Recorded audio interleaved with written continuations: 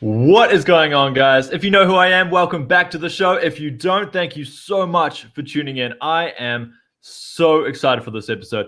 Before we get in, I would just like to say thank you so much to my buddy Suffice. He is the one who created the music that we just listened to before. If you do like his music, be sure to check it out. Go on YouTube at Suffice. I see that he's also in the comments section at the moment. Hello. Thank you so much for joining, and thank you everybody else for joining as well. As I said, I am so excited for this episode. Honestly, this entire week I haven't been sleeping very well just because I've been up all night. My brain's been racking. I've just been so excited about this entire event. Also there is a poll on my Facebook page. Basically, you guys get to vote who won this debate, who wins this debate, whether it's Dieuwe, whether it's Stephen. So if you want to check that out, that is go to facebook.com/JChannel17. You will be able to find the poll there and go ahead and vote. Let's see. So I really want this to be a very engaging conversation, both with you guys, both with myself, both with Stephen and Dieuwe, all of us together, creating a really, really good and heated debate here. But unfortunately, I am not able to keep up with all of the comments because they will be coming in pretty rapidly, I'm guessing, right? So I have a bunch of friends. I have a couple of friends that I've brought on to scroll through your comments and scroll through your questions and send them directly to me so that I can be as on top of the comments as possible. Of course, we won't, this isn't a flawless system, so of course there is a possibility that we will miss your comment, we may miss your message, and I do apologize if that's the case. However, if you have a burning question, if you have a burning comment that you would like to make, head over to DLive, because we are streaming on multiple places. So head over to DLive. So that's DLive.tv/JChannel. And if you donate a diamond or above and include your comment or question inside of that donation, we will be sure to read it out. So you will definitely, it will definitely be read. Now, to be fair, if it is a vulgar question or a vulgar comment, I will still read it out, but I may have to paraphrase. Of course, we're streaming to Facebook. I've already been banned from Facebook for live streaming, so I don't really want to do that again. I'd just like to say, Catholic of Bear, thank you so much for subscribing. Really, really appreciate it. All right, so let's get on to the show. So our first guest that I have that I wanted to introduce is Stephen Berry. Stephen Berry, how are you today, my man? Very good, thank you. Thanks for having me on. No worries, no worries. So I had a few questions for you. So the first one, I'd just like to give for you to give a brief introduction of yourself. Okay, so I've been working in the supermarket industry for 22 years. I've been in politics since I was about 16. Got a strong interest I'm a homeschooled economist, which economics qualified people don't like me saying, but I'll keep on saying it. And sure. Thoroughly interested in studying 20th century history and political history. Wonderful. And could you just give a brief outline of what libertarianism is so that we can have a basis for the show? Sure. So libertarianism is the idea that individuals own their own lives. And they have the right to live that life however they see fit, on the condition it doesn't initiate force or fraud against other people. That extends to property rights as well. So freedom's indivisible. You've got the right to keep your money, as well as the right to have autonomy in the ownership of your own life as well. The role of the state is to be as small as possible and just protects those liberties. So you'd have a government which operates a police force, operates a defence system and a justice system, and that's about it. It's just there to protect your liberty. Awesome. I'm just seeing in the comments that apparently your audio isn't great. Possibly if you come closer to the mic, that might solve the issue. So how did you become? Might be great, but yeah. Oh, that sounds a little bit better. Just let us know in the comment section. Thank you so much, Julio, for pointing that out. Just tell us in the comment section if the audio is not good. So how did you become a libertarian? I initially ran for Parliament in 2002 as an independent in Mount Roskill. And then I lost a fight over heroin legalisation with somebody on the internet and thought I should probably have a look answer into this, and that was probably the worst move I could ever have done for a political career, because I spent the next few years in the Libertarians Party as deputy leader from 2003 to 2005. Took a bit of a break, got excited about Ron Paul in 2011, and I was probably the only New Zealander that did, so I thought, this is our chance, I've got to have another try. Ran as an independent in Tamaki in 2011 and spent thousands of dollars proving that nobody else was excited about Ron Paul. Sure. That's fair. That's fair. No, I definitely remember the Ron Paul days. Awesome. Well, thank you so much for people in the comments just saying the audio was good now. Thank you so much. I appreciate that. Last question that I had for you in this introduction. So what do you think conservatism is, and what don't you like about it? It's hard to actually know what conservatism is, because it's, I think there's really a past or future or present tense element to the ideology. I mean, the definition of the word conserve is to keep things the same, but my perception of it at the moment is it's harking back to a time which really doesn't exist anymore, one in which we have nuclear families of a male, a female, and also, old social ideas in terms of homosexuality, prostitution, drug use, etc. And it needs to move with the times. Awesome. All right. Well, just before I introduce Dieuwe, let's give you some plugins. So Twitter, if you want to find Stephen Berry on Twitter, go to SJBerryNZ. He's also got a website that is out. It's mrberry.net. He's also got a theme song on there, which I did play before. I hope that you guys heard it. It's a good theme song. Good theme song. I'd just like to say thank you so much. Sluma just followed. Thank you so much. All right, let's introduce Dieuwe. Dieuwe, how are you doing? Hey, hello. I'm doing very well, thank you. That's good. Would you be able to give a brief introduction to who you are? Yeah, sure. My name is Dieuwe Boer, and I am 25 years old. I've been sort of blogging, doing commentary for the past just over 3 years now. Run a few free speech events, and that's the bulk of my activity here online. Yeah, awesome. No, that's really, really cool. Would you be able to explain what conservatism is? Yes, conservatism is in the word itself. It is about conserving something. So the first question for conservatives is always, what are you conserving? And in our New Zealand or Anglosphere sense, these are the traditions and the history, and the it extends to every area of life, including religion and art, and all of these aspects of the of our society, where they come from. We try to conserve those, preserve those, and to bring those with us into the present and the future.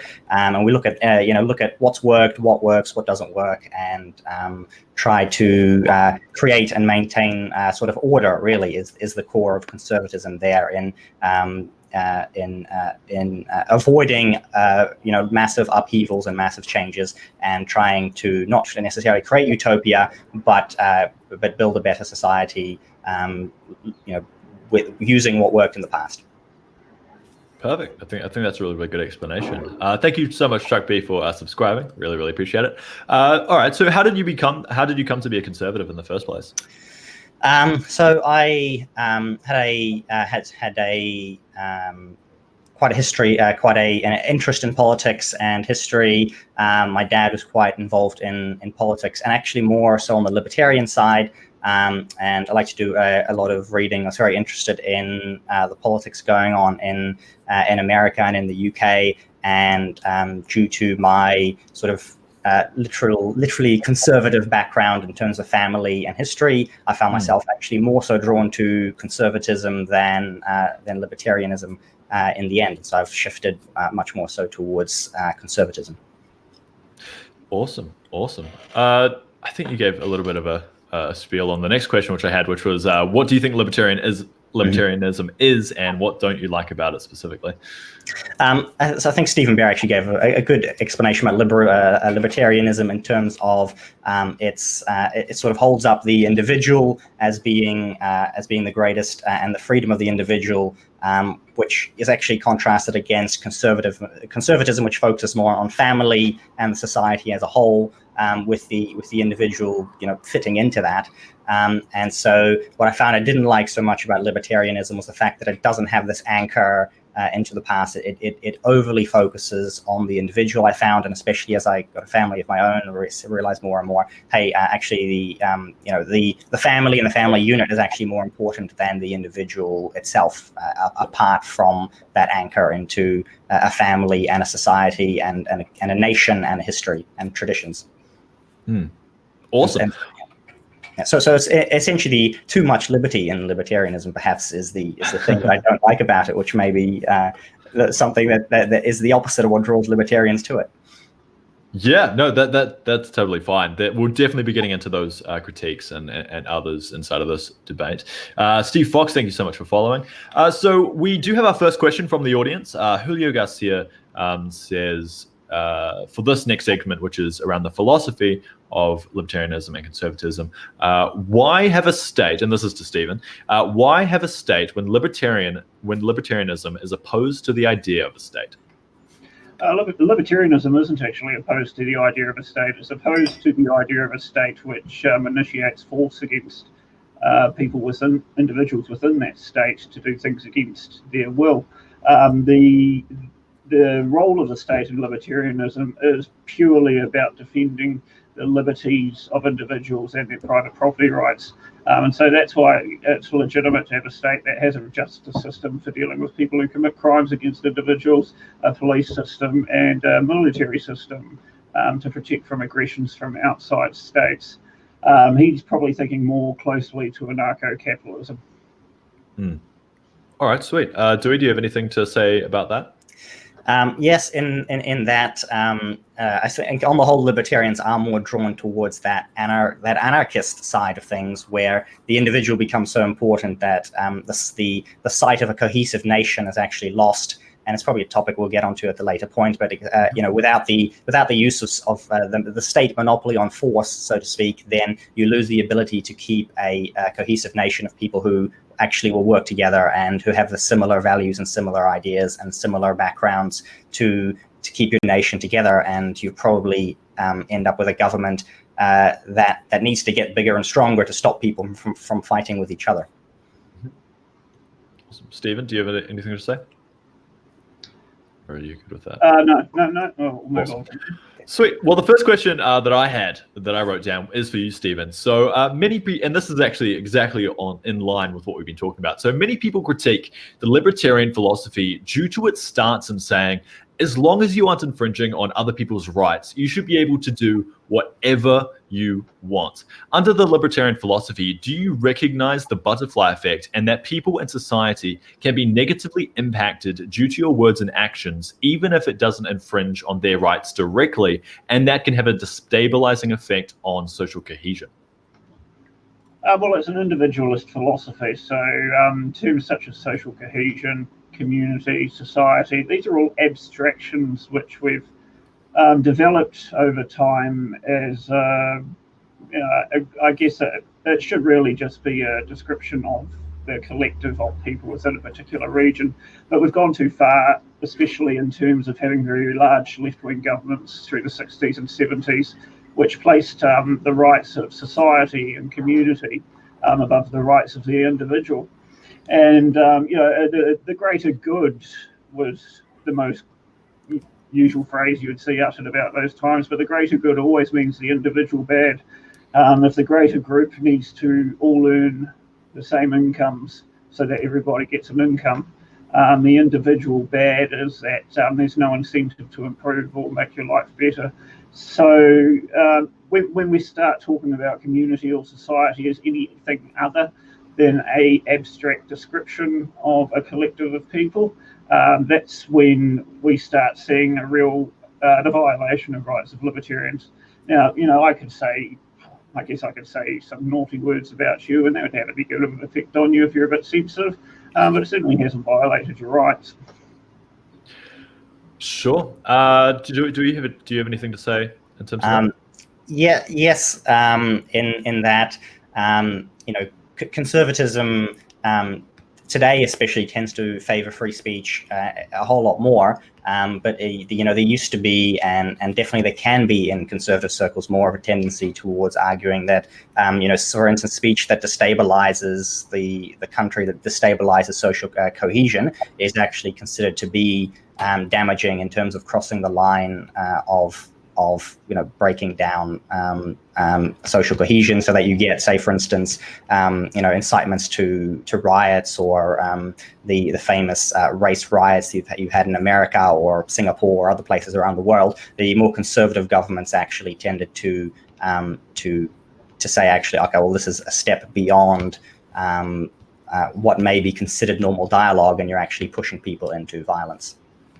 So you could also say, well, is the disruption of social cohesion a negative if you're living in a totalitarian system? And I would say that's you absolutely do want to disrupt cohesion living under tyranny. So the cohesion of this abstract collective in itself is not a good if you haven't defined the concept itself first.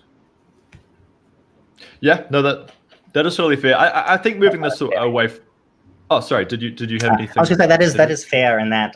Whereas the concept of a nation, a nationhood, or whether it's a kingdom or an empire or a republic, actually is what that social cohesion is built around in conservatism. Of course, the issue of totalitarianism is a problem that you come up against, and then you do have people who want to break down that system, but that system will always defend itself anyway. So it's not really an issue, I think, for conservatives or libertarians necessarily, in that authoritarians will always use that no matter what, in a negative way. Stephen, did you have anything to say? No. Awesome. Well, I think to lay on that a little bit, because I totally agree in terms of if you're living in a totalitarian. Not that I'm part of this debate. I'm trying to be as not biased as possible, even though I'm outspoken about a lot of things. I think everybody here can agree that in a totalitarian society, it's probably best to break up social cohesion in order to actually move forward into something better.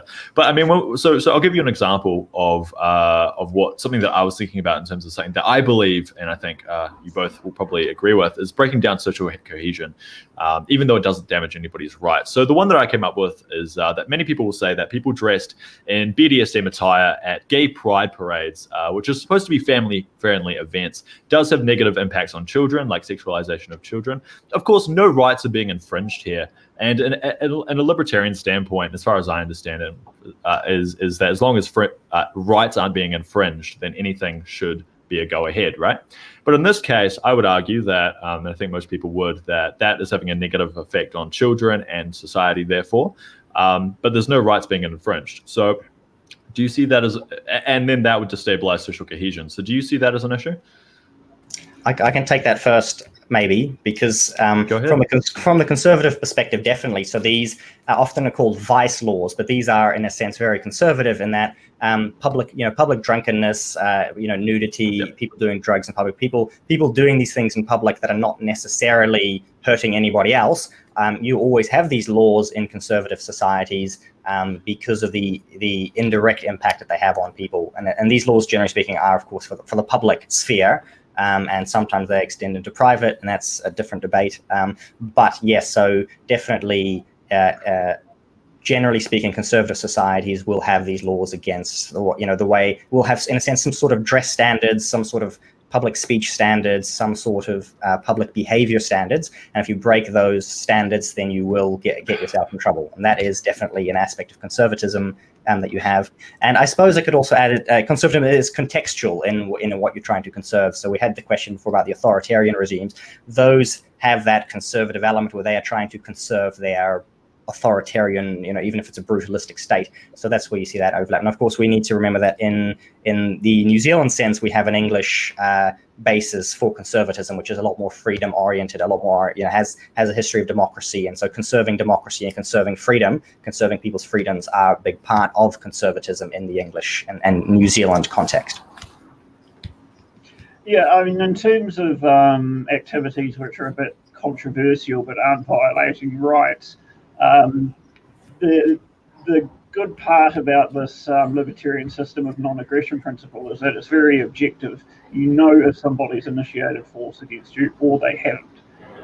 But inactivity having a negative effect on someone, that is very, very difficult to objectively write into law. And it's always going to be a matter of precedent set in a court. And that's also going to depend on just who the judge in the court is. So it's very dangerous if we start setting our laws based on subjective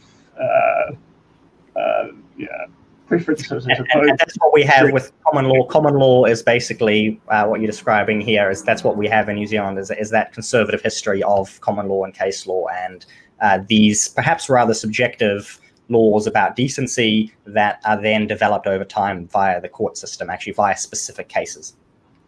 So if we're talking about a gay parade and if there's people wearing BDSM leather in there, well, just because we don't have a law against it doesn't mean there aren't alternative manners of dealing with it.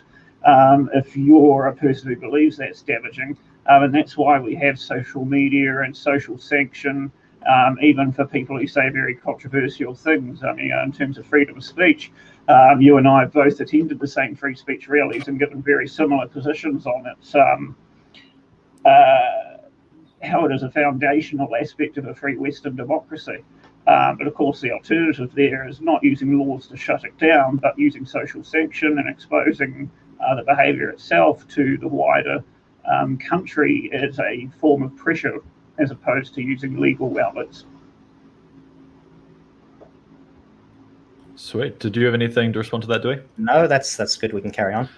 Awesome. So let's move on to a new topic. I've actually got a question for you, Dieuwe, because you've actually brought up a really, really interesting point that conservatism is to conserve, right? And that is what you said. So how do we make sure that what we are conserving is actually to the benefit of society? So I'll give you an example from what now I'm not don't quote me on this, but as far as I understand, in terms of England, we've had the Conservatives in for a very long, for a while, and what they did is, because they didn't have any fundamental principles of that inside of the party or inside of their philosophy to conserve, what they did is they were just conserving what the last party initiated, right? So putting forward hate speech laws, like tightening up those, doing all of these things, which you and I would probably say, this isn't conservatism or this is ridiculous. How do we make sure that we actually confine conservatism to an actual philosophy so that it doesn't have these terrible effects on society? Yeah, very good for pointing that out, and that is definitely the case throughout the English, the Anglosphere, all of these Western democracies, where the conservative governments are indeed doing exactly that. As you ask yourself, well, what are they conserving? They're just conserving, what people who, the last government, they're conserving, whether it's Labour government, Liberal government, they're conserving all of these things. And so there is that, there are those voices in the conservative culture, especially Sir Roger Scruton, who passed away recently, usually referred to as traditional conservatism. There are those in America, and of course the English and American conservatives are slightly different, but you have what they call their paleo-conservatism, which is similar in that sense. And in mainland Europe, they refer to national conservatism. These are all ideas that then go, they're trying to put together a far more cohesive conservative philosophy to say, hey, no, look, here's what we're conserving based on the past, in a sense, a little bit further back from before we had the modern progressive era, which started in the 20th century. So yes, that is a debate that is ongoing within conservatism, and in the political application is always difficult, of course, because like I said, people, or at least conservatism, is based on the idea that people don't really like change so much, and so this is why conservative governments find it very, very easy to not change anything. Yeah, I mean that sounds a little bit dangerous, don't you think? In terms of if the group of conservatives gets the idea that this thing is what we should be conserving, and that's actually having a negative impact on society. I mean, that sounds pretty dangerous. This is why this is why there is a movement, and there needs to be more of a movement back towards the traditions of and this goes into the religious aspect as well of the Christian West, and the more Greek principles of democracy and so on. Mm-hmm. So these are the ideas that conservatives are trying to bring back and to try and maintain. So yes, if you have a stable foundation, if you've got stable morals and ethics, and usually not that all conservatives are Christians, but many conservatives are Christians and have that sort of Christian underlying ethics. And so some people may say, oh, well, we don't like this thing from Christianity that we consider to be bad, but that's sort of a foundation on which conservatism builds, in that these rights and these moral laws come from the Creator, and we try and sort of preserve those.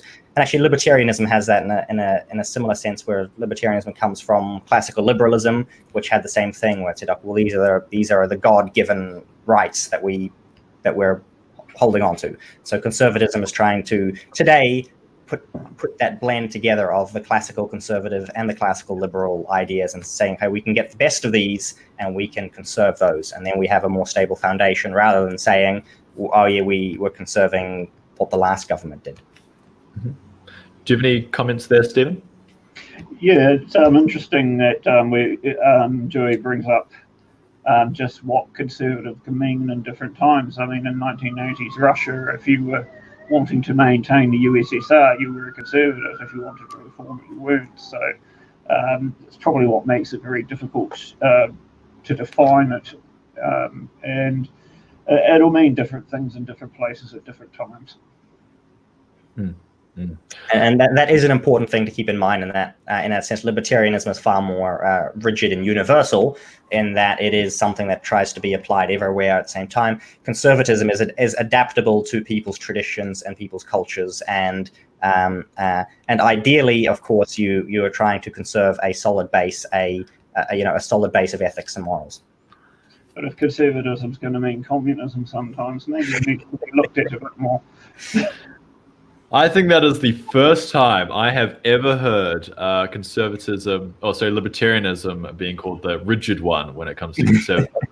I know people like to say libertarians, but in terms of the philosophical sense rather than the implementation, it's more rigid. And so when I talk conservatism, I think Steve says, well, conservatism could mean conserving communism, which is why when we talk conservatism here in New Zealand, we have to understand we're talking in the New Zealand context. With New Zealand's history, and so we're not conserving communism, because that's not something that has thankfully happened in New Zealand yet. So yeah, we've got the same problem with people not knowing what a liberal is, or they'll call you a neo-liberal, and nobody knows what that is. I share your pain. Yeah. Awesome. I'd just like to say, Julio, thank you so much for your comments. I've written them down. We're going to be talking. I'm going to ask that specific question. Very good questions, by the way. I've been reading them. I'm looking forward to them being asked. Yeah. No, they are very, very good questions. And for the drugs one, I will be bringing those up in our drug topic. All right. So Dieuwe, there's another question that I actually had for you. So one of the critiques of conservatism is its one-size-fits-all approach to many topics, as we've been talking about, such as marriage and parenthood, abortion rights, euthanasia, and drug reform, all things that we will be getting into in this debate, except for marriage and parenthood, of course. Do you not think that people know what's best for themselves and their families better than anyone else, including the state? And shouldn't they be entitled to do what suits them best as individuals? What we see with regards to many of those topics, often, especially with the way that family works and raising children, is that there are ways that are better than other ways, and so the better ways are what should be encouraged. And so conservatism again looks at what has been done and says, well, this works. We know that this works, and therefore this should be encouraged. It doesn't always need to be state enforced, and so the practical applications are going to vary, but at least the idea there is some social pressure towards, and often some sort of legal pressure towards the better ways, and the ways that we know work, rather than throwing everything out.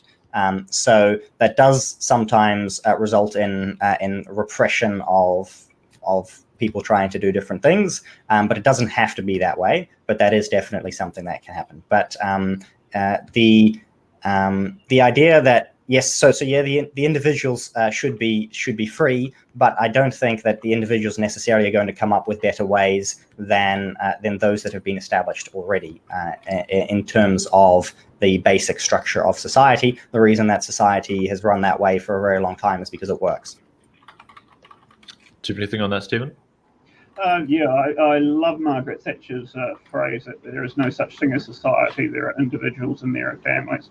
The literature in this area is quite overwhelmingly in favour of traditional marriage. It does tend to get better outcomes for children, and educationally, and when they leave home financially.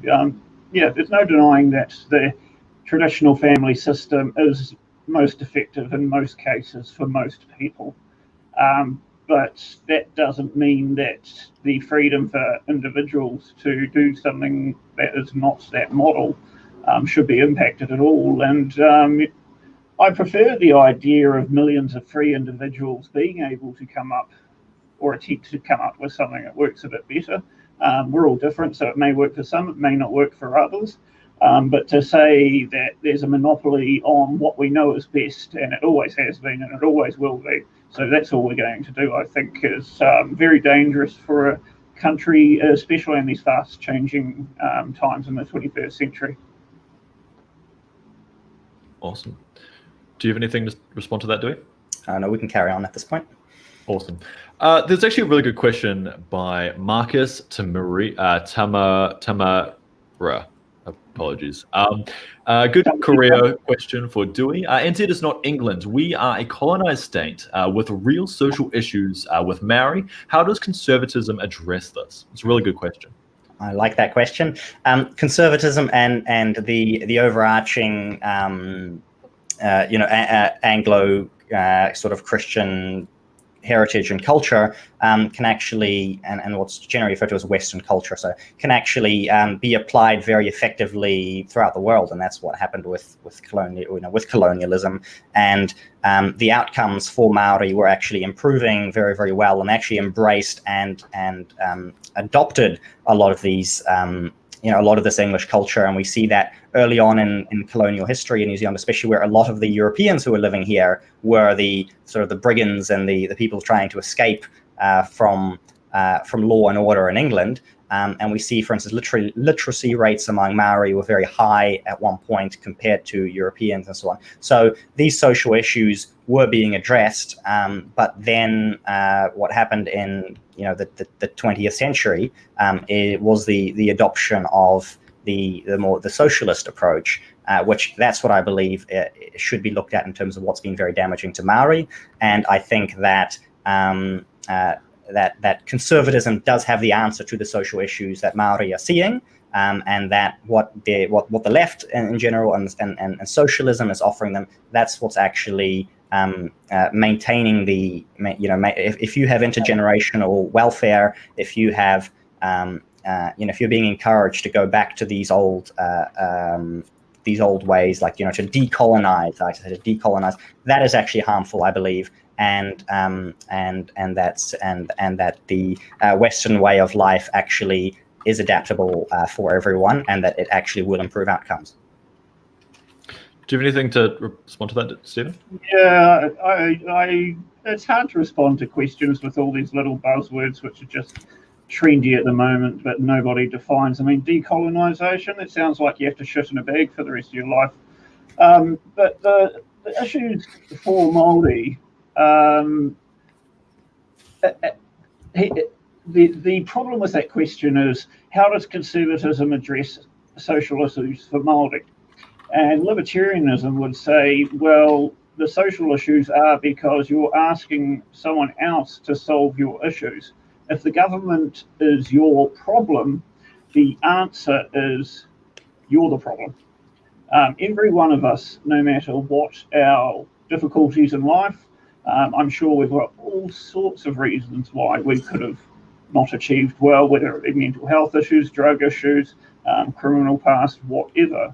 However, the road for improvement for everyone is personal responsibility, accepting your load and taking the initiative to do the steps that will make your life better, whether that be education or getting a better job, etc.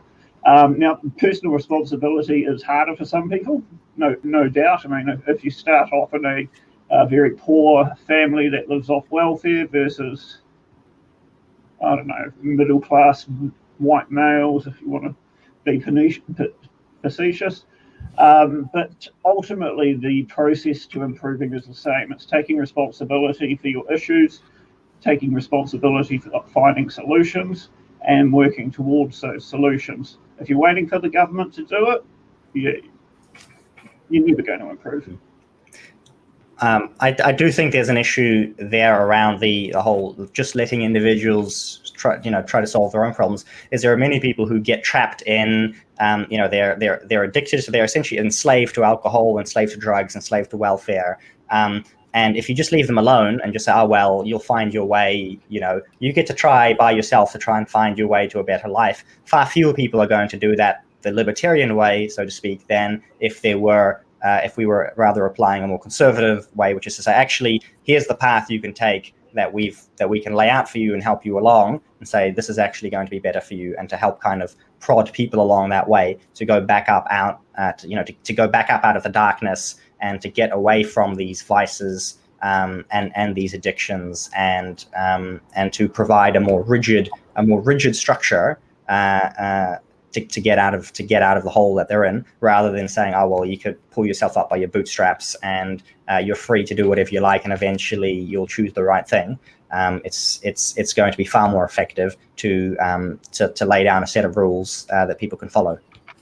You got that right up until you started saying there's going to be a rigid path for people.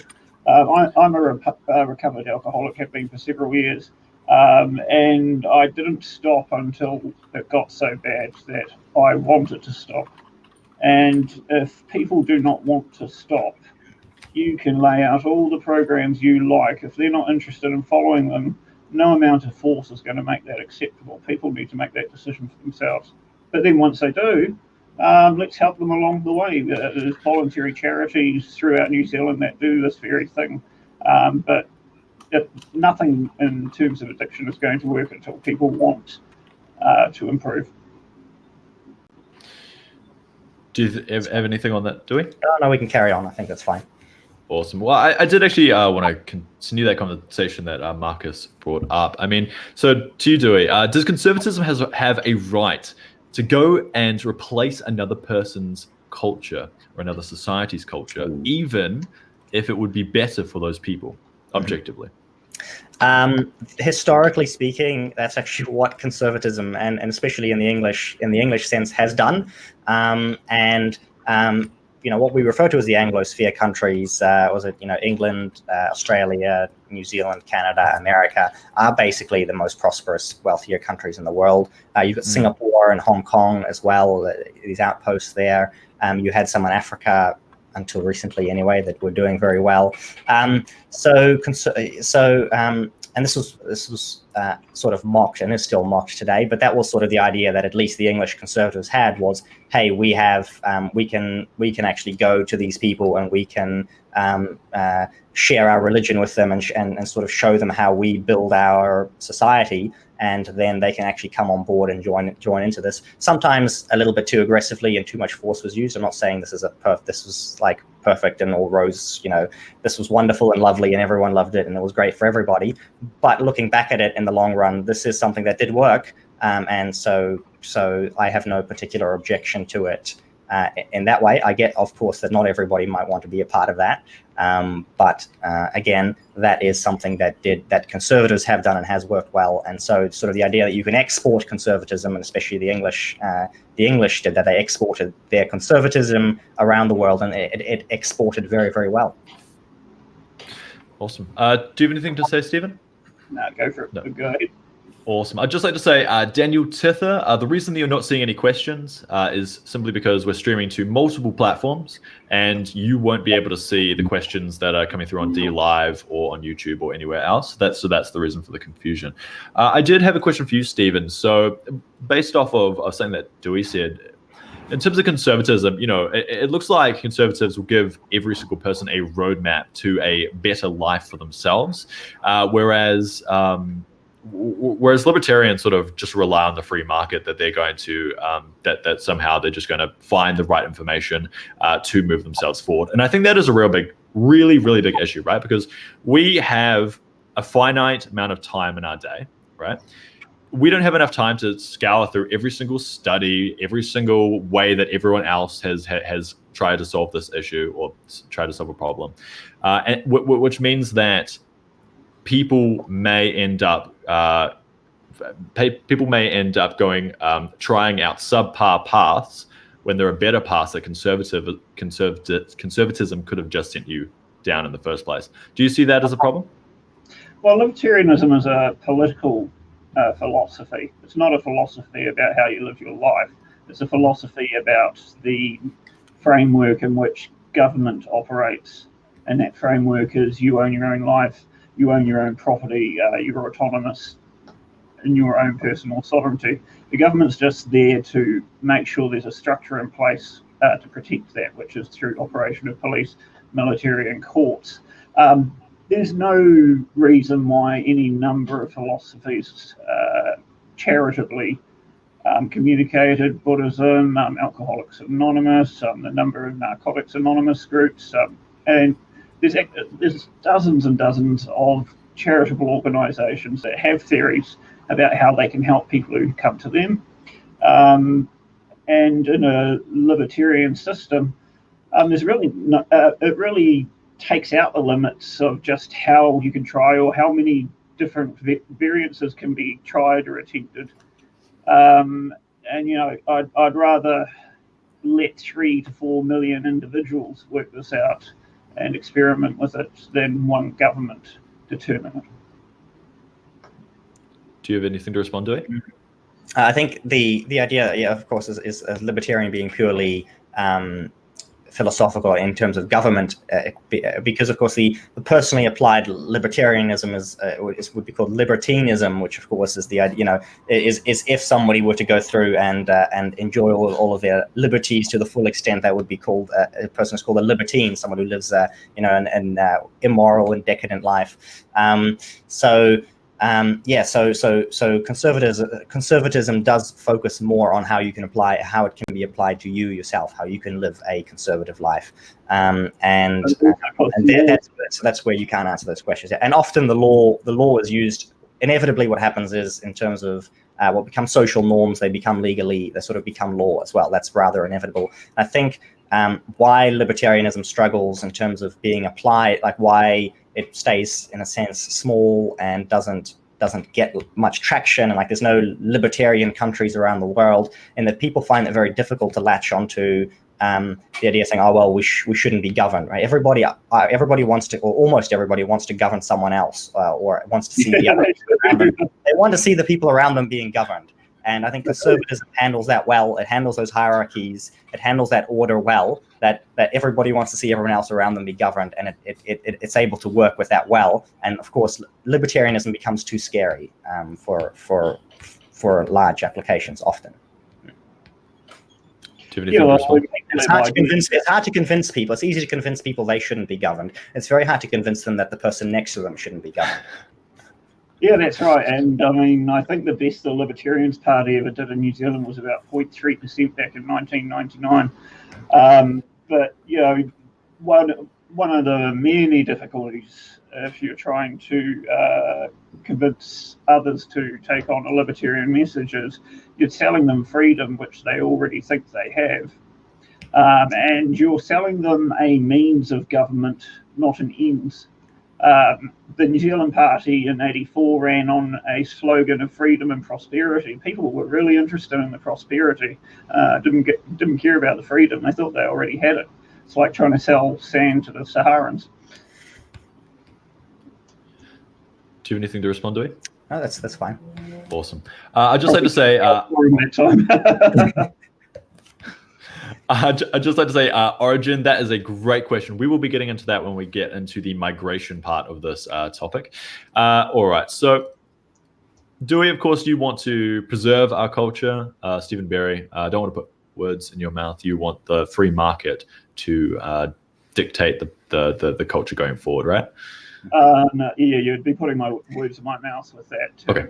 I view culture as organic and self-growing. Yep. It doesn't need to be defined by anyone.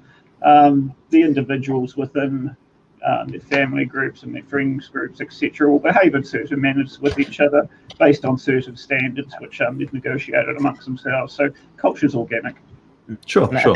Before we move into the next question, this is, I suppose, a good wrap up. I thought of before when Stephen mentioned Margaret Thatcher, of course, was a conservative politician, but at her time, for all that she did to save the UK, was she sort of took conservatism and made it purely about the free market in that sense. And this is where conservatism and libertarianism sort of overlapped in that sense, where conservatism largely became to be seen as the existence of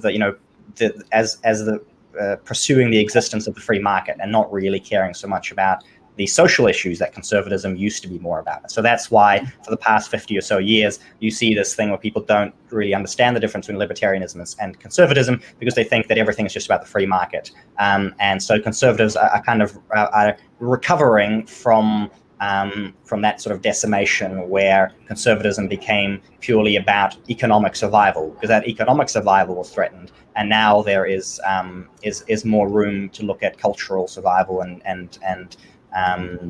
and of course that's where libertarianism and conservatism will start to clash again. Do you have anything to say, Stephen? No, go for it. Let's move on. Great. So I'd like to know some practical, this is for you, Dieuwe, some practical examples of how you would want to actively preserve the culture. How would you actively preserve the culture in a so talking about the use of government or you yourself, or both? I'm talking about the use of government. Okay, that's fine. What conservative governments do and have done in that terms is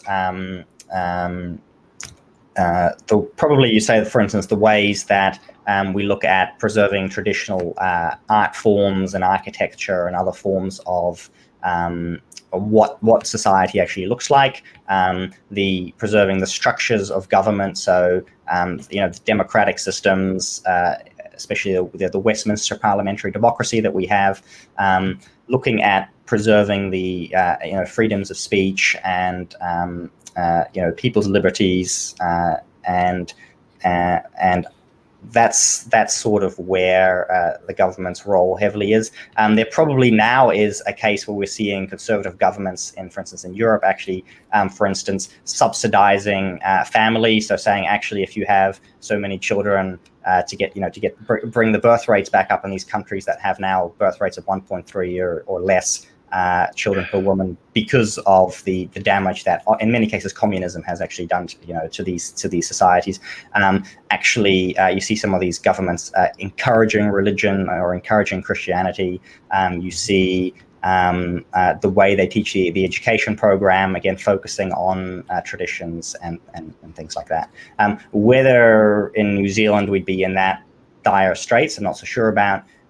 But those are actually the avenues that conservative governments throughout the world are taking to sort of bring back and refocus on their traditions and their local customs and cultures. Okay, great. I'd just like to say, Daniel Tither just asked a question. The place that's getting most traffic right now is DLive. So go to dlive.tv/JChannel and you will find everything there. And go ahead and subscribe if you feel inclined. Stephen, did you have any comment to say about that? What Dieuwe said?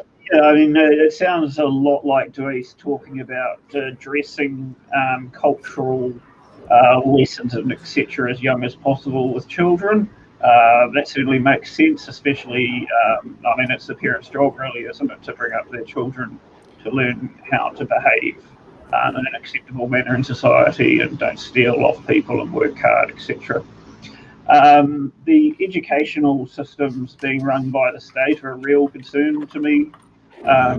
And as we come down this road of different gender ideas, sexuality ideas, political ideas becoming part of the curriculum in New Zealand, yeah, that's really the flip side of how Dieuwe thinks that the government can use tools for the good to improve culture. Whereas, I think this is incredibly dangerous. And because we fund the Ministry of Education as a whole group through our taxes, it's much more difficult to resist. And so you see newspaper articles about should we teach Te Reo in school, should we remove classical art, or etc. And I would prefer to see a voucher system a lot like Finland, in which you stop funding most of the Ministry of Education. You fund them enough to administer the system itself, but give most of the money to students and parents in individualised accounts so that they decide where that money goes. And if they want to go to a school which is teaching 72 genders, well, I guess that's the parents' prerogative. I'd suggest that's not going to be very popular, so those schools will shut down. But schools will be competing against one another to identify what parents want their kids to learn and providing that in the best manner possible. So again, you don't need the government to achieve culture change. Get the government out of the bloody way and let culture develop organically as it should. And I can actually agree with most of that, actually, in terms of what we need to do. And I was giving examples from other governments around the world using the education system. I think it can be done if for instance, if conservatives gain the powers of education and government, they will use that. I can guarantee you that it will happen, because there's not that libertarian idea of, oh well, we should be neutral in this area. It's no, we should fight back and turn the tables. But it is of course much more ideal if again sorry, you've got to go. Yeah. Sorry, I got one of the kids interrupting me. Guaranteed winner. Yeah, all right. I should just bring the children in. If the power of the centralized education is broken, then that will bring that cultural power back to families again, who tend to have more children, who tend to be the more conservative, pro-natalist idea. So sort of the culture wars would be won more quickly without the centralized education, because the parents get more control. And so I'm a big fan of private schools and Christian education, and so that's something that I personally support. And I don't send my kids to a state school. And that movement is actually growing throughout the world, actually. So we're going to be seeing that regardless. And yes, what Stephen has said, it would be far more ideal if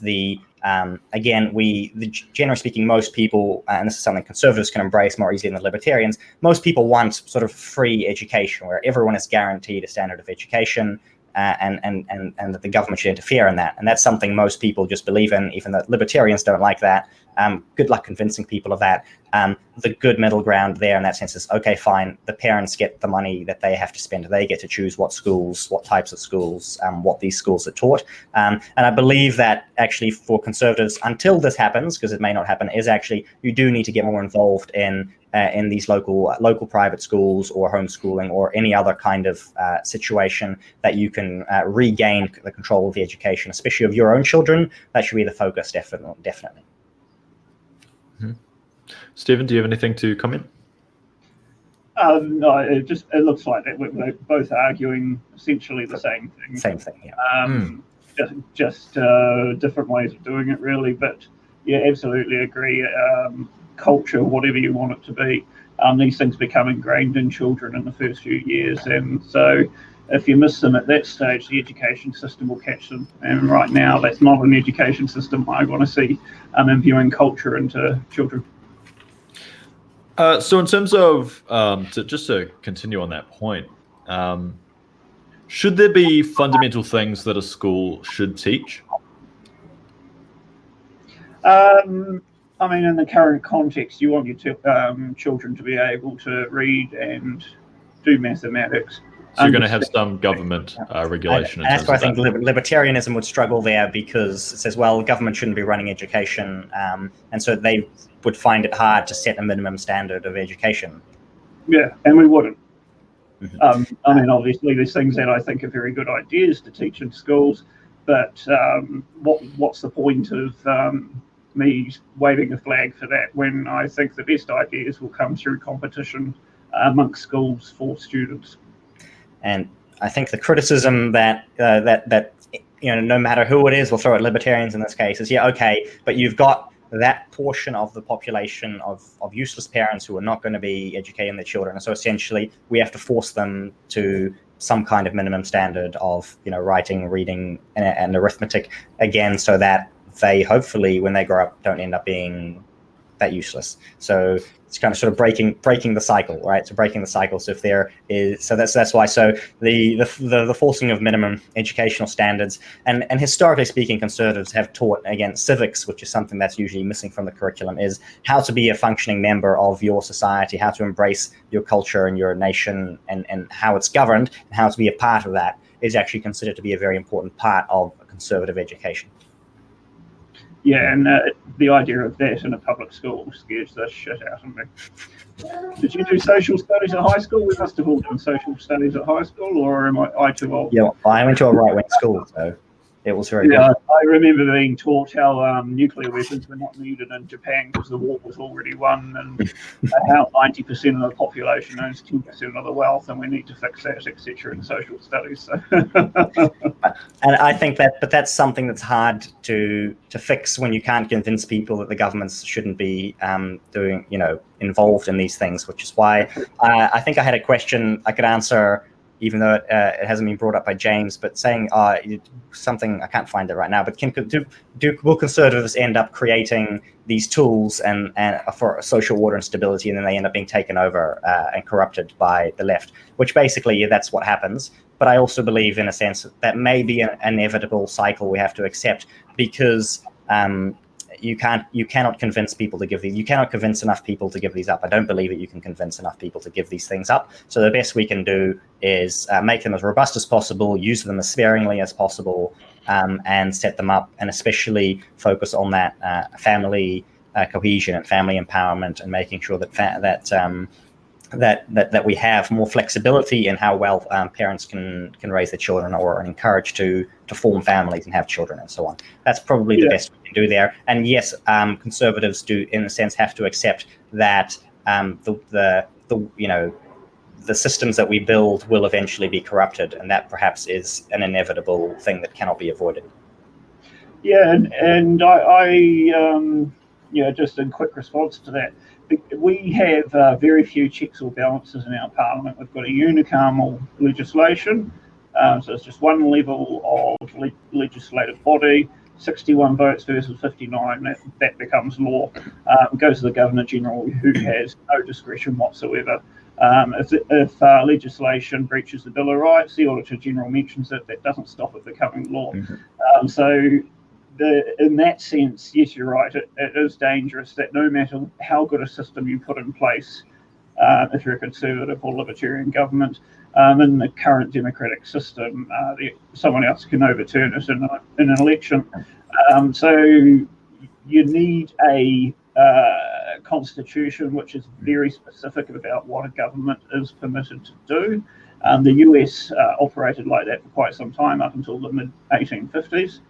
And it's also an illustration of why we need to fight these proposed hate speech laws with tooth and nail to stop them coming through, because elections are held every 3 years, the people occupying the seats of power changes, and the person interpreting good education or hate speech or whatever you like with those laws will change. So that can be very dangerous. And in terms of your checks and balances, especially, I thought that's something that conservatism has had an interesting history with, and that the conservatives hundreds of years ago were sort of the divine right of kings people, where the absolute monarchy and the people shouldn't be involved in democracy at all. That turned out, of course, to usually involve lots of bloodshed to change the government. The Americans developed a system, that was not conservative at the time. That was a very liberal system that they built up. and it worked very, very well, and that's why today it's referred to as a conservative. The people who like that checks and balances system are referred to as conservatives. And so there is that focus looking historically at, okay, this kind of government tends to collapse, this tends to not collapse. And I think the system that we do have at the moment with in a sense, the simple majority can change almost anything that they want. That can be a very, very dangerous system, especially when the social cohesion breaks down. It works fine for New Zealand at the moment because we are actually, as much as there are people who like to talk about how multicultural we aren't actually that multicultural. If you've been to other parts of the world where you've seen true multiculturalism and the problems it causes, we don't really have those problems here yet. And they can end up causing big problems if the wrong faction gains control of power in New Zealand. Things can actually go downhill and change very, very, very quickly. The price of freedom is eternal vigilance. Yeah. When we give our freedom, it's most vulnerable. And so here's a good place for libertarians and conservatives to agree, in that we do need more checks and balances on power in New Zealand, so that these systems become harder to corrupt and to break down. Fantastic. All right, let's move on. So first off, I'd just like to say thank you so much to Julio Garcia giving me donations. You have been one of the biggest supporters since the beginning, and I really, really appreciate it. Also, Conservatism, as one of the people commenting on DLive. Really, really good questions. However, they're very party focused, and right now we're just looking at the philosophy. I'm very, very interested to do a party debate on this channel in the future, but right now we'll just stick to more philosophy. We'll stick to philosophy. All right.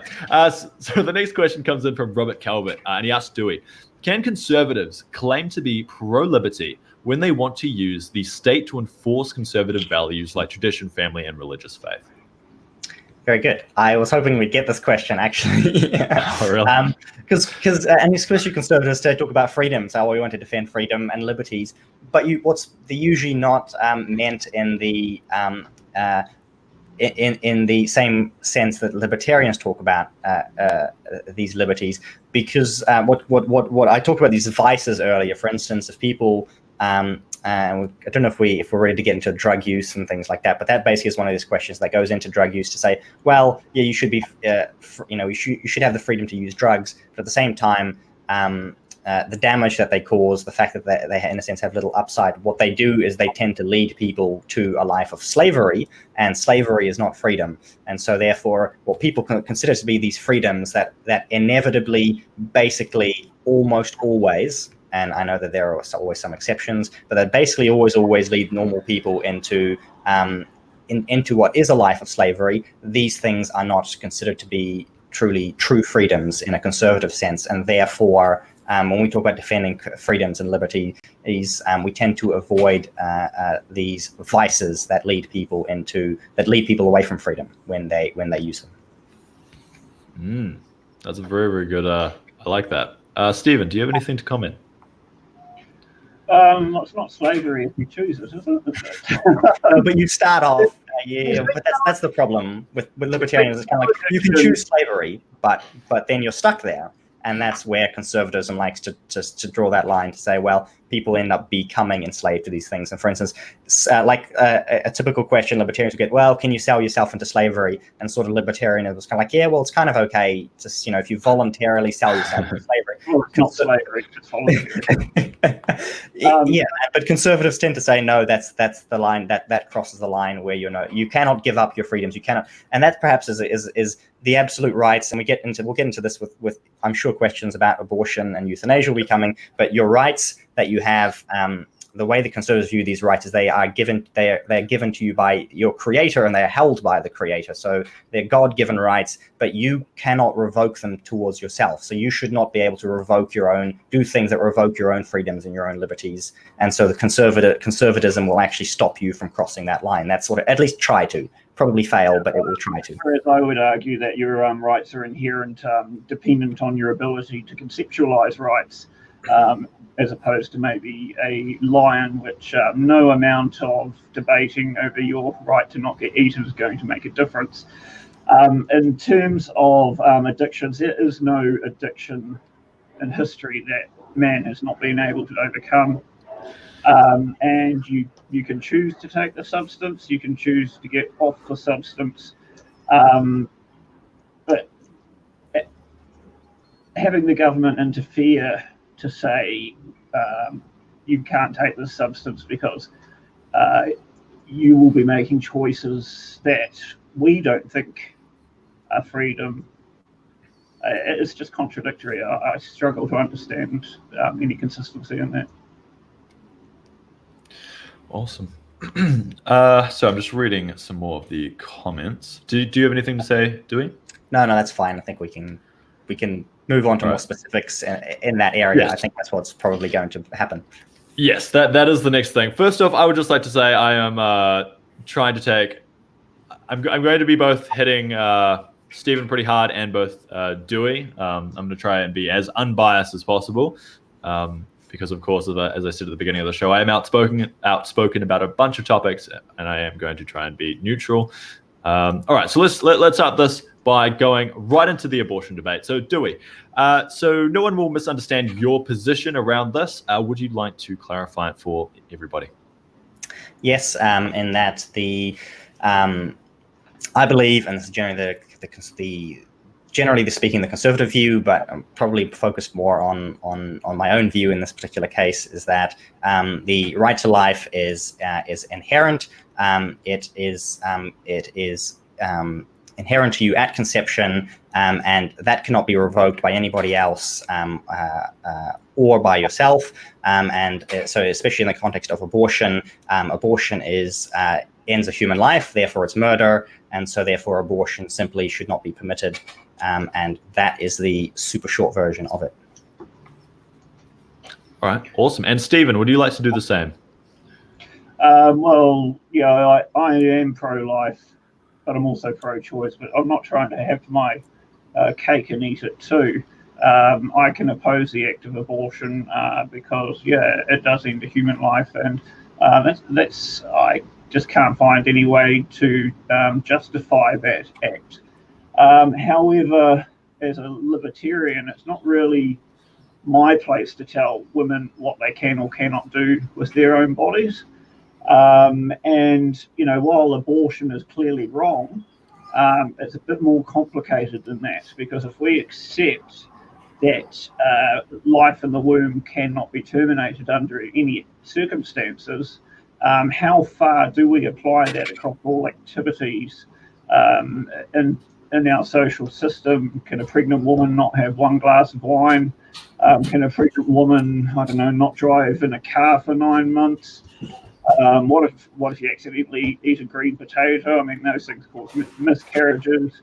You've got another whole explosion of individual activities which ordinarily non-pregnant women would be able to choose without a second thought. And if we're going to take such a hardline position on abortion, this is going to wipe out the ability for pregnant women to otherwise live in full freedom up until the time they have the baby. We don't know if every activity is objectively harmful or deadly to the fetus when they're doing it. So I think abortion's such a tough topic, but I think the only way that it can be responded to is through social sanction. So if you're 100% opposed to abortion in any circumstance, you've got every right to tell people that is your position. But bringing in laws around it just makes very, very messy when you consider the inconsequences of that sequence of laws on liberty for individuals. Under the libertarian philosophy, when would you say that life begins? There really isn't a cohesive one. If you want to find a couple of topics that split libertarians: abortion, immigration, there you go. Right. You know, in my mind, a conception of cause, because that's when the life begins its process into developing into a baby. But the consequences of legal sanctions against the act of abortion those are far more dangerous in terms of individual liberty. All right, so that was your own position that it's at conception. Is that the libertarian point of view? And at least is that what you're going to be arguing off of? From a libertarian perspective, that would be the way I would argue it.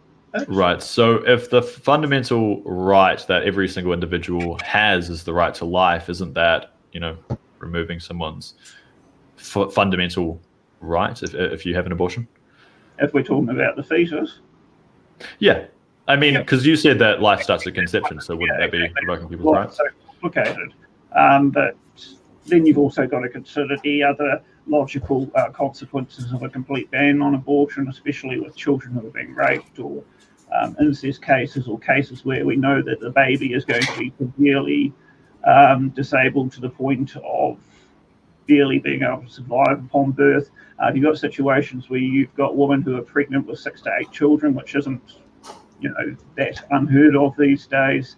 Obviously, using abortion to reduce those numbers is going to increase the odds of both kids and mothers surviving. So just to say it's wrong and we will just ban the lot, there's far too many dangerous consequences down the road for liberty on that. Would we want to go back to the days of backyard coat hanger abortions in which everyone dies as a result, or do we want to make it as safe as possible while still ensuring that everybody who campaigns against it is free to do so as vigorously as they view appropriate? I can respond to that a little bit. In terms of what becomes a common argument here, and it's not necessarily a libertarian argument in this case, but people say, oh well, the bodily autonomy of a woman is violated for however many months, and that's probably the most basic one.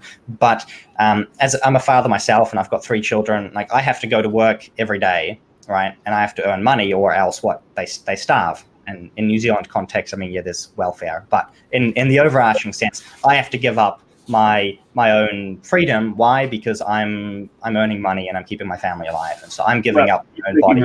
I'm giving up. Yeah, and so I'm fulfilling these responsibilities. So I have these responsibilities, and they last for as long as it takes to get these children to an age where they can look after themselves, and that's my responsibility, and that's something that I can't give, or it would be immoral for me to give that up, right? The idea is, well, you could say, okay, I could call someone up and say, hey, I want to get rid of these children, but then you have to look after them until somebody else can take them away. You can't kill them, you can't leave them, you can't put them in a box and just say, okay, well, 3 days later they're dead, and you would get charged with murder in that case. So why does that not extend to children in the womb?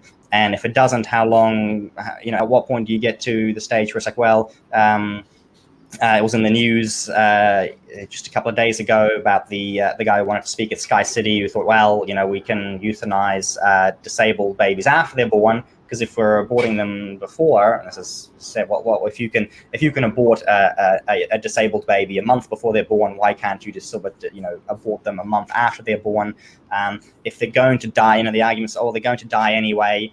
The same thing happens with people. People end up in situations where they're dying, and we move into euthanasia. But then, now we can revoke their right to we can revoke their life, and the entire idea of the right to life is basically finished if you start to say, well, we have here cases where it would be kind of inconvenient, or kind of someone's freedoms and liberties are being taken away because they have to carry this baby for how many months. That same argument can be applied to fathers, leaving their children, and that is so common in society today. Nearly 50% of families are basically single parent, where the father has walked away. That attitude becomes, saturates the culture, and it starts to be applied to its natural conclusion in every area of life. So when you give up on the right to life, especially for the unborn, that has ramifications through all of society. And so I think what Stephen said, the view that some libertarians there take, and of course many on and with other views as well, is okay. Well, we're allowing for more freedom here. But what happens is that breakdown of society, and the number of and as with anything else where you create laws for, yes, people are going to break those laws, people are going to do dangerous things, and people are going to die. But that's no argument not to. Right? The argument against murder isn't well, people will murder each other in back alleys, and maybe we should let them do it in a nice sanitized way, and that could be applied to, like, we could murder each other more safely. I mean, there are other ways to apply that to other laws, but the point of making something illegal is not to stop it. It's so that you can say this is illegal, and we have punishments in place, and we have other systems in place to discourage this behavior.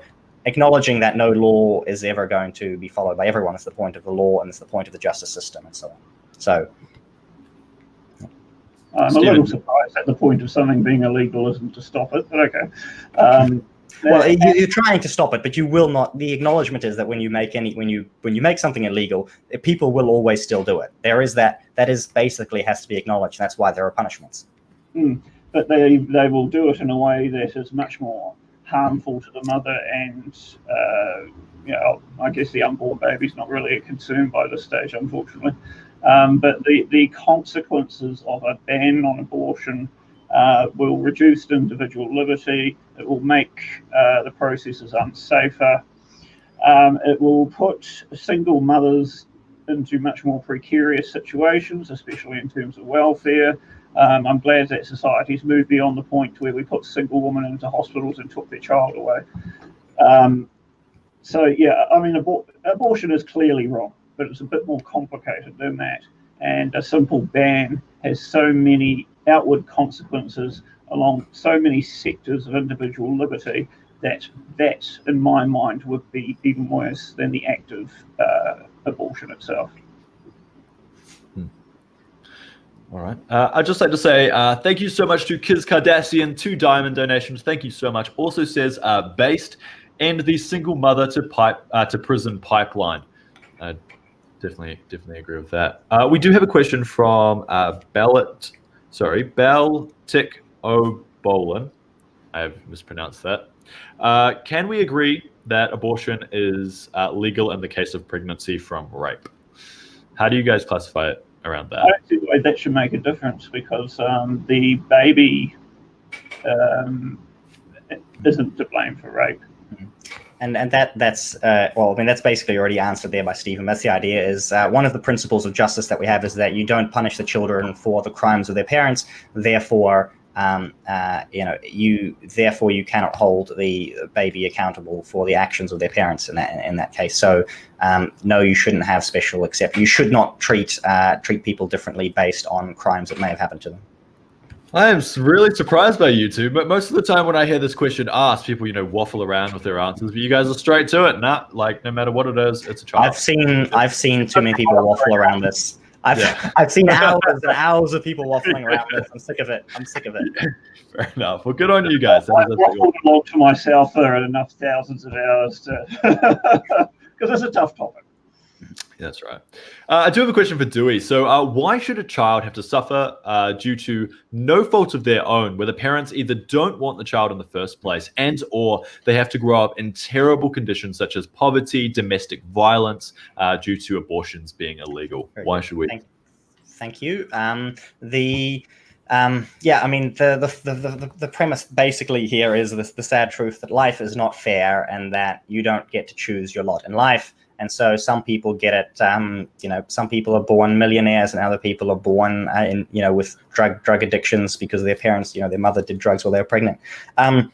And what conservatives at least can here offer is that the rules are the same for everyone. We do have systems in place where if abuse, where abuse is taking place, we can do the best that we can to rescue children from these situations.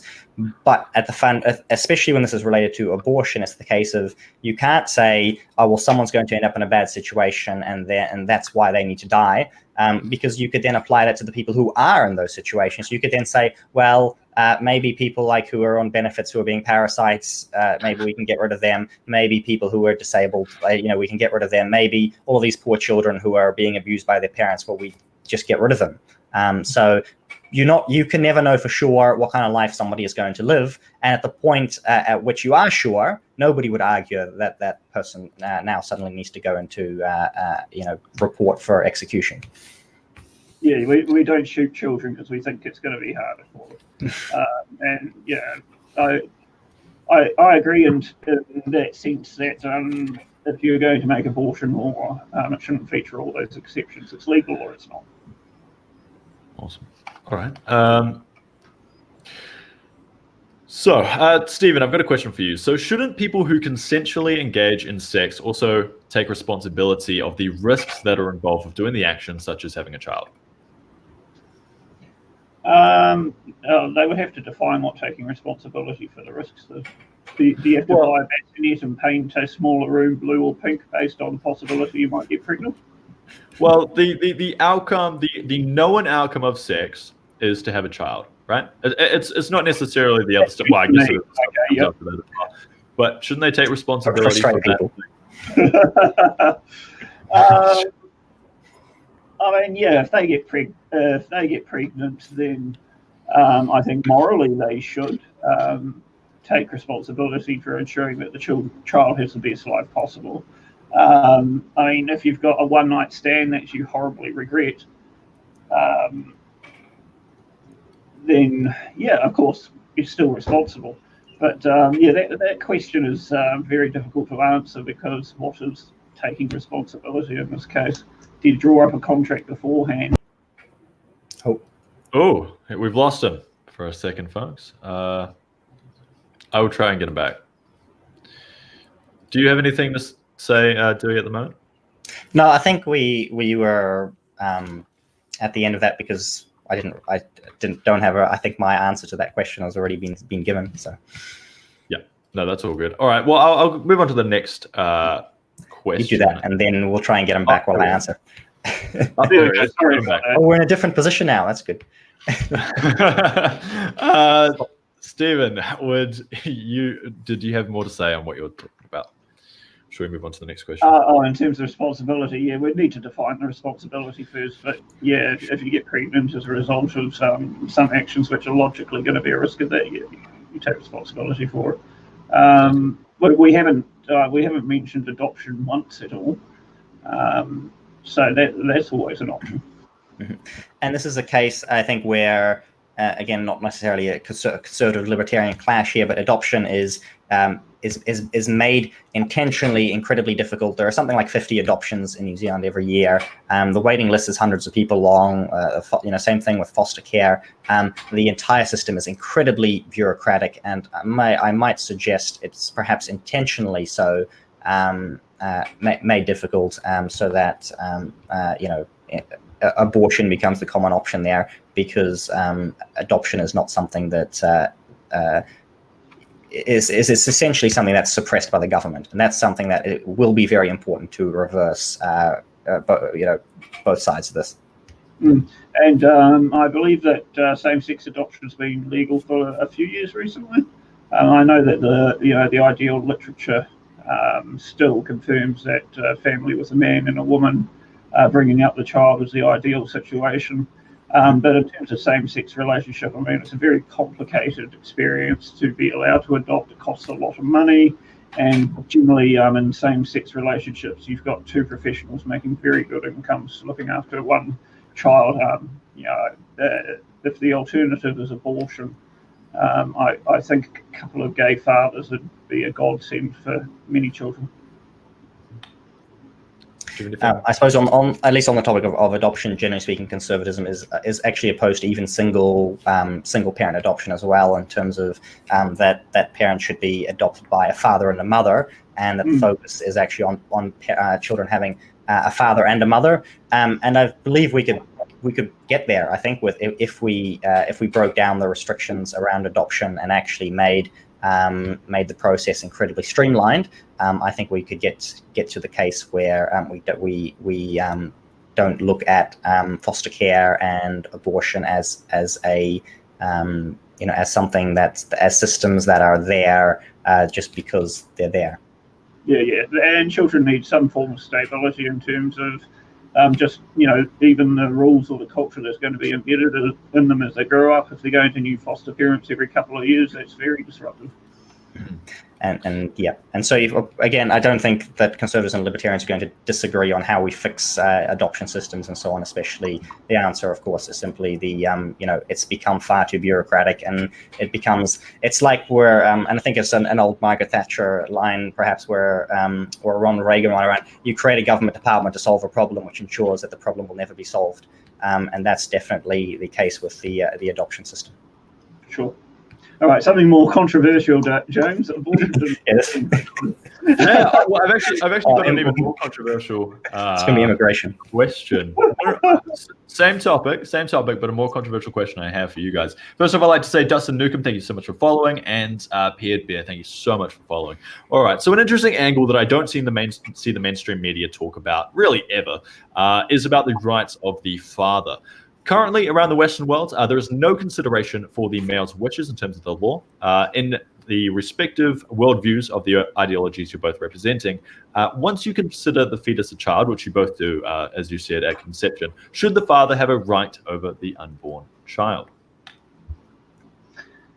God, that's a tough question, because there are many cases where the father does want the child to be born and the mother wants an abortion. Unfortunately, I can see why the mother's wishes would be overridden, just simply based on the body that is carrying that child at the time. And more broadly, not much about it though. More broadly as well, we have the issue of, for instance, I see people raise this topic, say, oh, well, can men have financial abortions where they then refuse to pay child support and so on, and this is something I've sort of covered lightly before, and when I was talking about myself, is that I have this responsibility and I can't actually give it up. Actually, I think that's an important part of conservatism, in that the father cannot actually give up supporting his children. And again, I believe that should apply to the mother as well, and that's I suppose an angle that hasn't applied to abortion. So there's that push for consistency there, and that neither the father nor the mother should be able to give up their responsibilities to their children. I think somebody asked as well, for instance, there are certain cases where, for instance, in cases of rape or so, you definitely would not want that to be the case. That used to not be a problem because we executed a rapist. You'd have public execution. I saw that sort of suggested in the chat. That's like 9 levels down of conservatism we're talking about here. But essentially, in that case, yes, the father there should be a way for the mother to remove the father from the equation if needed to, if there were these cases of criminal activity by the father, but otherwise, and perhaps even in the reverse same way, if the mother was abusive to the child, that she would need to be able to be removed from the equation as well, so that she does not have rights over that child. But otherwise, outside of criminal action, it should be impossible for the father or the mother to completely absolve themselves from actually looking after a child. Do you have anything to respond, Stephen? Aside from public executions, no. No worries. All right. I think so. We've been going for about an hour. I definitely need a bathroom break. I've had 3 glasses of water and I need a refill. Do you guys want to have like a 5-minute break, or you guys have to carry on and I will go off for like 2 seconds? 5-minute break's fine. All right, so refill. Don't play Mr. Berry. It's only 14 seconds long. yeah, exactly. All right, well, I'm going to put on. You guys can go now if you want. So I'm going to put on Suffice. He's one of my friends. He's been making awesome music. If you want to check him out, it's in the description box below. Suffice, also on YouTube. I'll put that on for 5 minutes, and then we'll be back for more conservatism versus libertarianism. Cheers. See ya.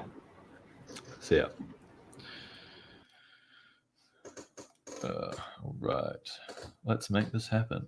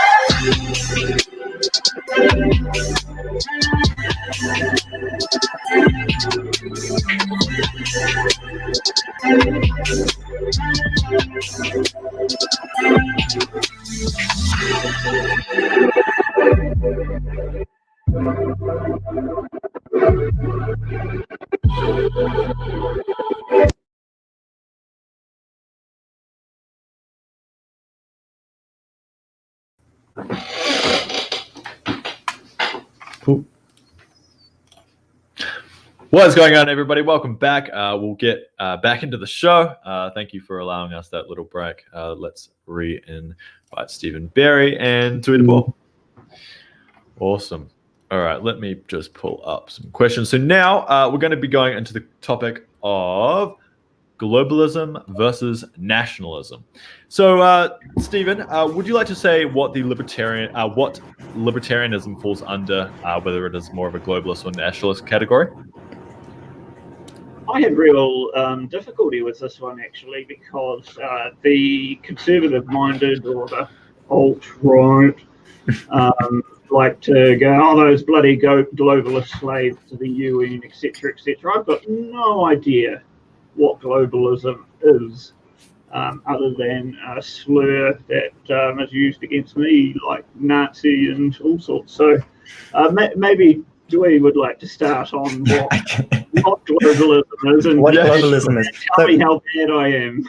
So often there are two things at play here. Of course, you have globalization and globalism, which usually are used separately. In that globalization is sort of the exporting of capitalism around the world, and transit and people being able to move backwards and forwards and cultures getting along and all of that stuff is globalization. But globalism usually is used to specifically refer to government, so international or transnational government groups like the United Nations. Basically, people who want more of a one world government situation where they then have, supranational structures that then get to tell countries what to do and determine what rules and what laws they should have. Like specifically in the case of New Zealand, the things that we've been protesting in terms of trying to implement United Nations firearms policy and the United Nations hate speech policy and whatever rights they've decided to dream up. That's usually what people talk about when they talk about globalism. And of course that is opposed to or put up against nationalism, which is that you should have your sovereignty in your own nation, and each nation state should be allowed to exist independently and make its own rules, usually free from foreign interference, or that's in a practical sense quite impossible since countries like to interfere with each other, but that's the aspiration. Awesome. Okay, so I mean, if I were to talk about global cooperation, etc., free trade with our neighbours is right up on the top of the list of things I think we should be doing with our neighbours, whoever they are. When goods cross borders, soldiers tend not to, and we gain so much more from ensuring we have diplomatic interactions with other countries, whatever those countries may be. Donald Trump has, I think, surprised everybody and done a fantastic job engaging in North Korea. It seems to have gone a bit stale lately, but who would have thought we'd see a US president crossing the DMZ? In terms of military action, I'm an anti-interventionist. I don't think we should be involving ourselves in countries' internal problems. The United States has been doing this at least since World War II. And everywhere they go, it is blowback. It costs hundreds of billions of dollars. It doesn't get the support of the locals of the countries that they're involved in. Have a look at Iraq. Saddam Hussein, he was a nasty son of a bitch. But did taking out his regime make the area more stable? No.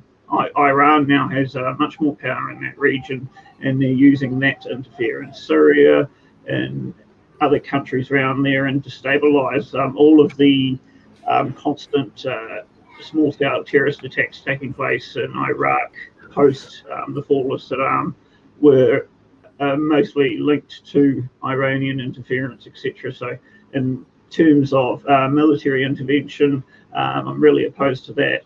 The US has got bases, how many hundreds of bases around the world? They've got soldiers in Japan, South Korea, Germany, just to name a few. What are they gaining from that? Are these countries any safer as a result? So if we're talking about globalism in that sense, definitely against it. The United Nations, I'm not a big fan. It doesn't have any legal power over New Zealand. It passes a lot of conventions or the UN Migration Compact, etc. But just because the UN passes it doesn't make it legally binding upon New Zealand.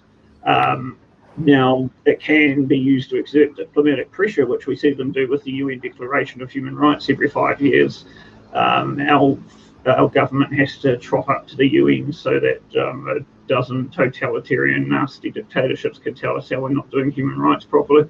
I wouldn't be surprised if that ends up being the case with the UN Migration Compact either, but ultimately Parliament is still sovereign in New Zealand, and whatever the UN decides to pass next, it can't have an effect on New Zealand without our Parliament authorising that. And what do you think of the UN? It's also a forum for engagement with other countries. So I wouldn't remove us from the United Nations. I think every opportunity we can have to improve the ability to maintain dialogue with other nations, we should hold on to those. But we don't give up the power of our government for the sake of them. And finally, Dieuwe mentioned our sovereignty in terms of New Zealand borders.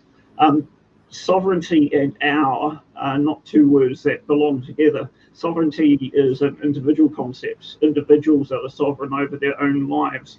Groups only violate that sovereignty for individuals. So if you're in a group of 198% thinks that you should have, I don't know, another 20% of your taxes taken off you, that's not sovereignty, that's mob rule. And it doesn't apply to groups or collectives. Sweet. All right. Dieuwe, did you have anything to respond? I think especially in the area of sovereignty, the sovereignty tends to be considered to be invested in the Crown, or especially we have it in the debates around the Treaty of Waitangi in New Zealand, in the New Zealand specific context, but who has sovereignty? And so I think the idea is of saying our, or is kind of used in the royal we, as the Queen used to say we when she just really meant herself.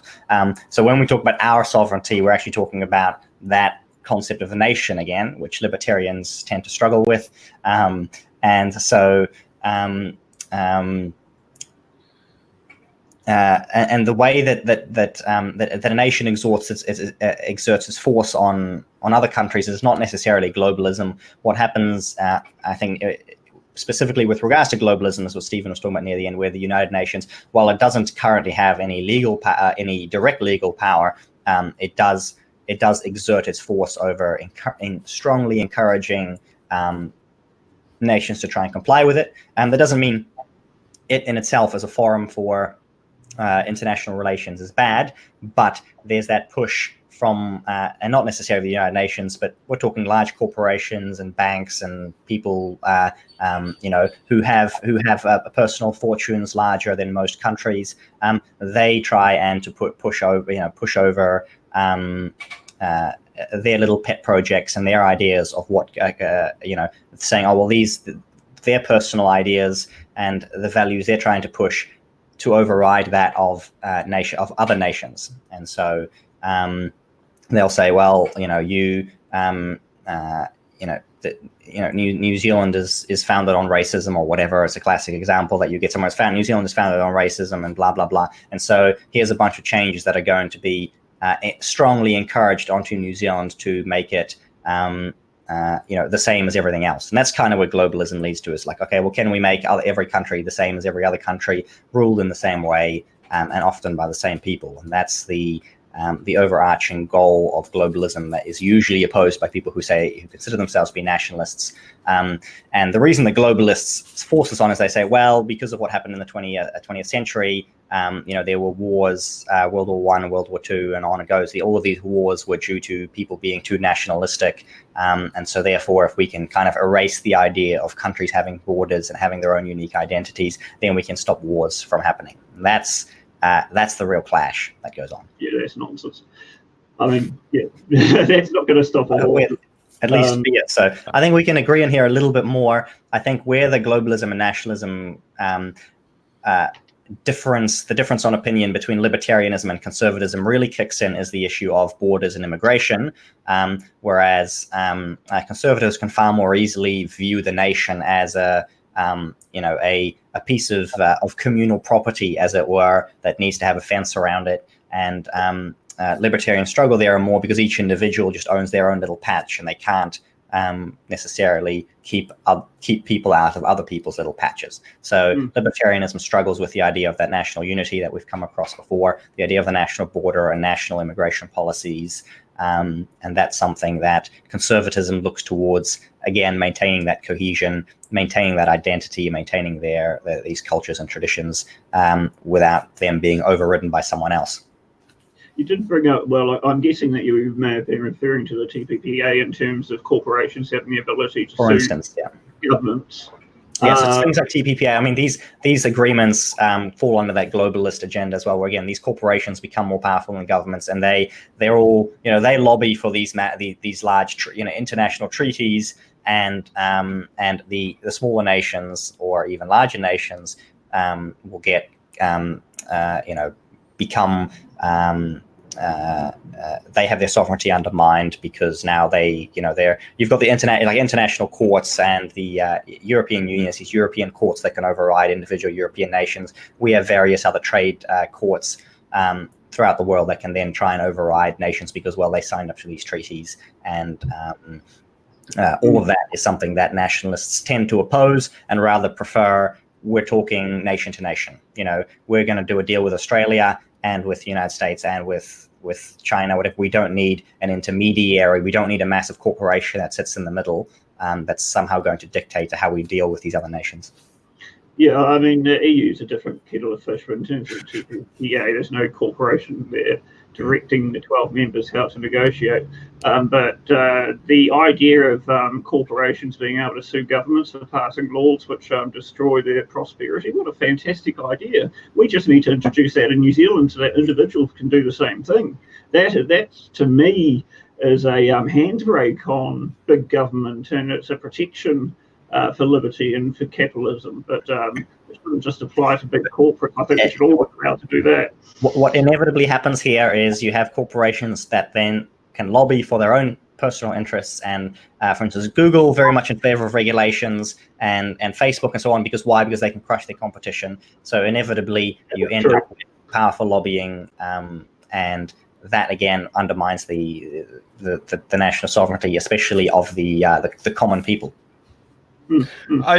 I'd like to interject here just to keep moving the discussion forward. It's actually been very, very good discussion here. And so I think this is a great segue into my next question, which is in terms of the corporations that we've been talking about, and I think we could also define that as also a globalism standpoint, is that efficiency and lowest possible prices of goods and services for the consumer generally is the ultimate goal. Whereas, at least as far as I conceptualize it, nationalists seem to believe that people of the nation should have access to work and a good standard of living. So my question would be, do businesses have a duty to reduce costs to the consumer, even if it will lead to job loss through automation or exportation of labor overseas? Or do businesses have a duty not only to their profits, but also to their community by keeping jobs local, even if it means higher costs of goods or services to the people? The social responsibility of a business is to make a profit, in the story. If they do not make a profit, they cannot do any of the other things you're talking about. If they are going to pay higher wages to people in a particular region, then that's going to flow into the costs. It's going to either impact their ability to make a profit, or it's going to increase the cost price to the end user anyway. So paying people higher wages in a region so they can buy overpriced equipment from the supplier doesn't make any difference. It's not wage levels that determine affordability, but productivity. So no, businesses focus on making a profit. The rest falls into place after that. If you've got a bankrupt business, you have no jobs. And conservatives tend to fall a little bit more onto the other side. I know there are a lot of sort of libertarian-leaning conservatives and so on, and the free market has taken precedence in many conservative circles. But I think for the interest of this, I'll take more so the other side, in that conservatives have tended to be more protectionist in the way that local business, local industry, local jobs should actually be protected a little bit at the expense of a bit of that efficiency. And so usually this is actually the government raising revenue via tariffs, rather than trying to somehow force businesses to not move jobs overseas. I think that, for instance, President Donald Trump recently has done a good job of that old conservative protectionist spirit, in terms of the way that the government's bully pulpit and tariffs are used to try and encourage businesses to behave in a certain way towards their local communities. Definitely, that's a big no-no in libertarianism, as Stephen Barry has said. For conservatism, that's definitely a very acceptable practice to use, although it's not often, not always embraced by all conservatives. But again, you cannot bankrupt businesses, because then you've got no jobs. So there is that balance that's struck, and I think that people with that economic conservatism, especially as utilized heavily by Donald Trump at the moment, actually works quite well. I mean, if you look back at the 80s before the Rogernomics reforms, you could get two types of washing machine. They were made by the same company, and they were, I don't have the exact figure off the top of my head, but in terms of real cost, they were enormously expensive to produce. So cars were built in Japan, dismantled, transported to New Zealand, and rebuilt by New Zealanders to increase employment. And I think that's a good example of an overreach there, that should it's the same concept. You look at Holden, which now only serves the Australian and New Zealand markets, but that'll end in 2021. They are now moving out of Australia because wage rates are too high for it to be viable. So the workers have a bit more money, but what are they going to spend their money on? Overpriced goods as a result of these protectionist measures. So we live in a country. What conservatives can always advocate for is moving more slowly there in this regard, because if you automatically allow for mass automation, for large industries to basically get wiped out virtually overnight, and to create large levels of unemployment, that actually has a very negative effect on your society and on these people, because this is what they've done all their lives, this is what they're used to, and they're not just going to learn to code and switch their jobs over the next day. So conservatives have a little bit more of that social responsibility there to say, well, can we slow this process down? We don't want to stop it. We don't want to get stuck in a situation like New Zealand was in the 80s, where it's like, yeah, you could get the two types of washing machines in your car that was, so-called made in New Zealand.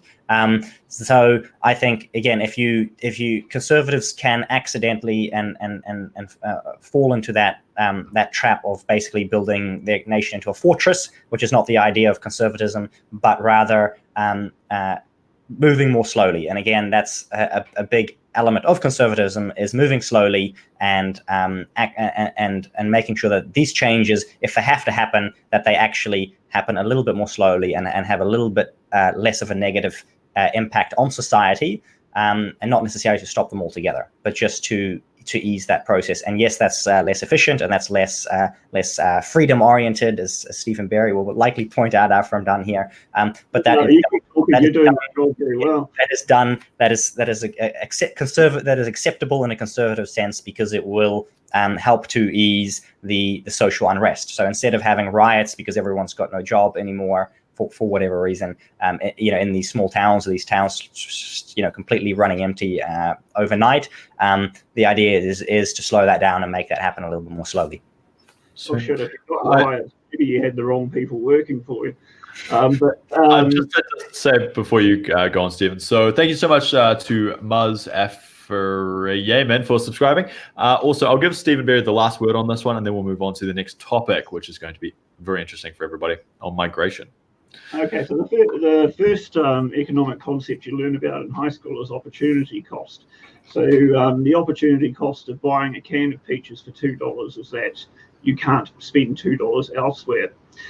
So in the argument that Dieuwe's putting forward, he's talking about the visible impacts of these policy changes, but we can never see how much better it could have been done because of opportunity cost.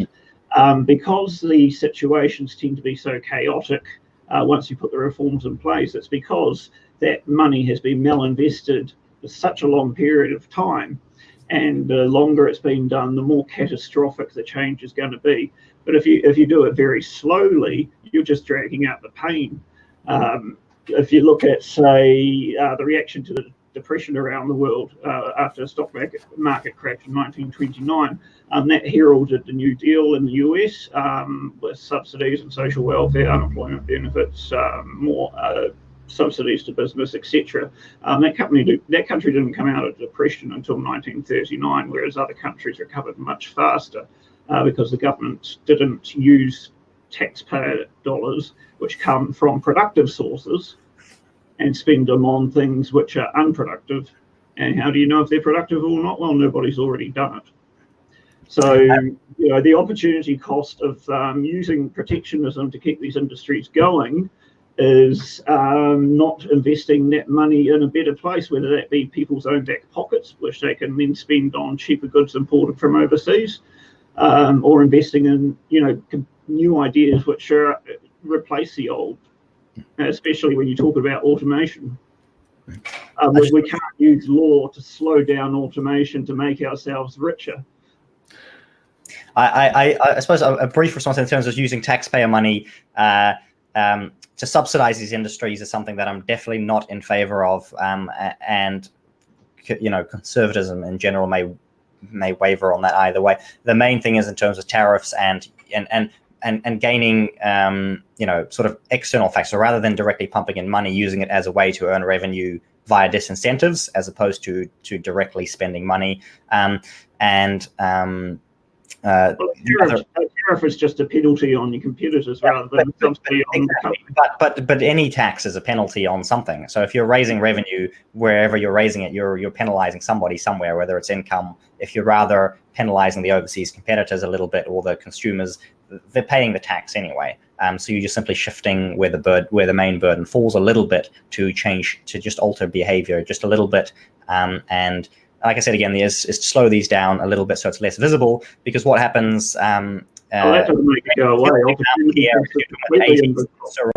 Sir Roger Douglas and Roger Knox, but Sir Roger Douglas is still hated, like really hated in many quarters because of the amount of pain that was caused by the way that those reforms went through. And so I think that conservative ways to look at how we nationalize telecom. Yeah. But so how do we look at ways of minimizing that pain and stopping? What you have now, a generation or two later, people still look back at that and are angry about it. And conservatives try and find ways. How do we not sort of rip parts of society apart? They're angry because they don't live in a society where you waited 6 weeks to get a phone line, compared to now. Well, that's not what they're mad. They're mad about the jobs that they lost, or I think their outlook on life is ruined. Like farms that corrupt people's livelihoods are ruined. So that's what people are upset about. They're not upset. They don't miss the bad. They don't miss the other stuff, but they miss the way that it happened, the way that it damaged people's lives. Yeah, about 3% left for New Zealand first now. So we're all that sounds like a good place to. I mentioned a party. Sorry. That's right. We're not mentioning parties here, just philosophy. All right, so let's move on to migration, because honestly, I think that this is the topic that everybody wants us to talk about, or you guys to talk about, because it is one of the most pressing issues of our time. So here's a question to both of you. So in terms of the philosophy behind migration, when looking at implementing new policy, is it more important to look at the needs of the economy, or is it more important to always keep the nation's culture in mind to make sure no immigration policy changes the culture of the country? Go on, Drew. Oh, I get that one first. Good. A little bit of both in that. An important thing to know is that a country's culture will always change, and the way it changes should change slowly over time. If you have mass immigration, have very high levels of immigration from very different cultures, and you don't have proper systems of assimilation and integration, then what happens is that social cohesion breaks down. People, and I mean, Europe is a great example of at least some of these countries where they then have these entire enclaves that are built that have completely separate cultures, and they have that conflict, and that clash is created there, where they spend all night burning cars and up and down France for whatever reason because of the social problems that they've created, and that can happen in any country, and usually very high levels of immigration will have big effects on cultures, and even can, as the Maori separatists sometimes complain, like what happened to New Zealand will completely change the nature of the country, because a certain group that may have been a majority in one case becomes a minority, or a certain large minority may shrink even further and be overtaken, and so on. So these factors do need to be taken into account, as well as economic benefits.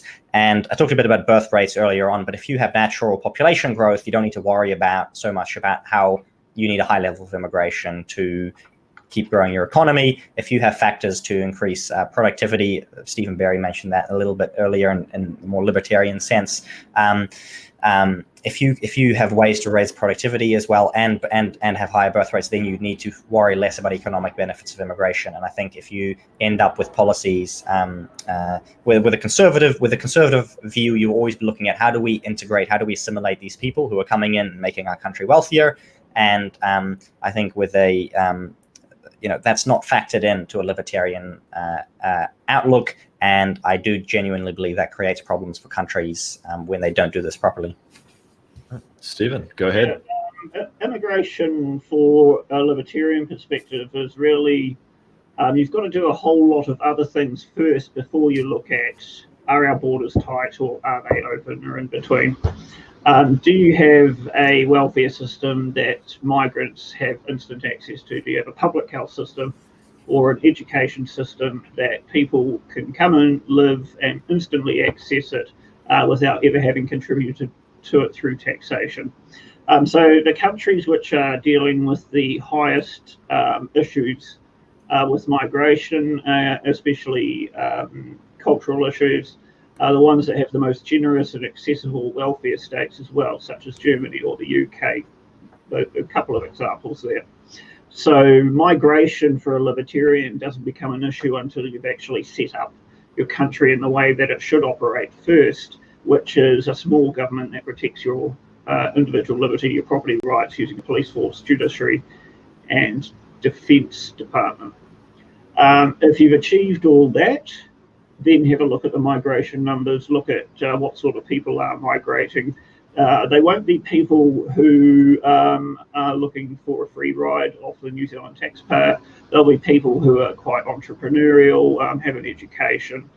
It's enormously expensive to come to a small country at the bottom of the world to look for a better life. And if you have to do that off your own funds with no support once you get to the destination, that's going to have a huge difference on who is coming to migrate to this country.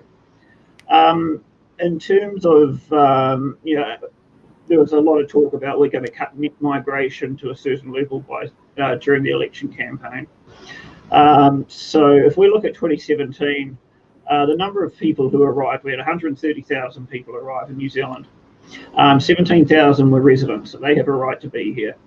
Student visas were 24,000. They make huge amounts of money for New Zealand. I believe international education is our top third biggest export. Now, you might go, some of those courses are shit, and they probably are, but they're net income for the country as opposed to gender studies, which the taxpayer pays 75% for New Zealanders. Work visas, 43,000 were work visas, and goddamn, do we need work visas. I've worked in supermarkets for 22 years now, and as immigration gets tougher, it is harder and harder to get those positions filled. And you can talk about putting up the wages, but then you can complain about how much your groceries cost. Visitor visas, are only 6,400 people came in 1997.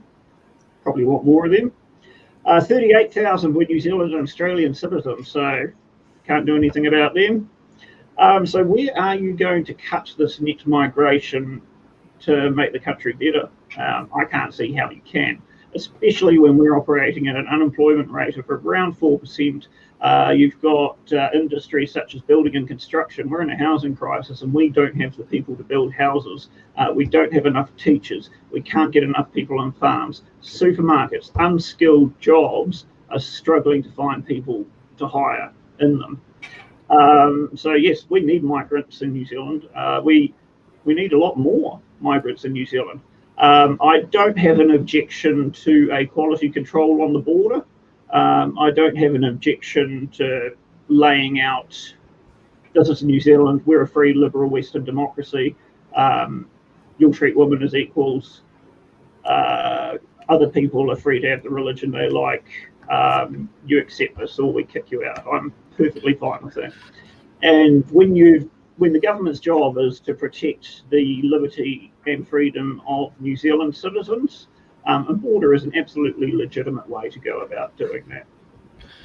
I have quite a good follow-up question on that. Dieuwe, did you have anything to say, or would you like me to go with my question? I suppose the main response there always is if you say, oh well, if we get rid of the public education system and the healthcare system and all the publicly funded stuff, then we can open the borders. It's kind of or then we don't need to worry so much about borders. We come back to this initial point of you're not going to convince people. Like I used to think a bit more like that as well, but you're not going to convince people to get rid of any of these public welfare systems. No.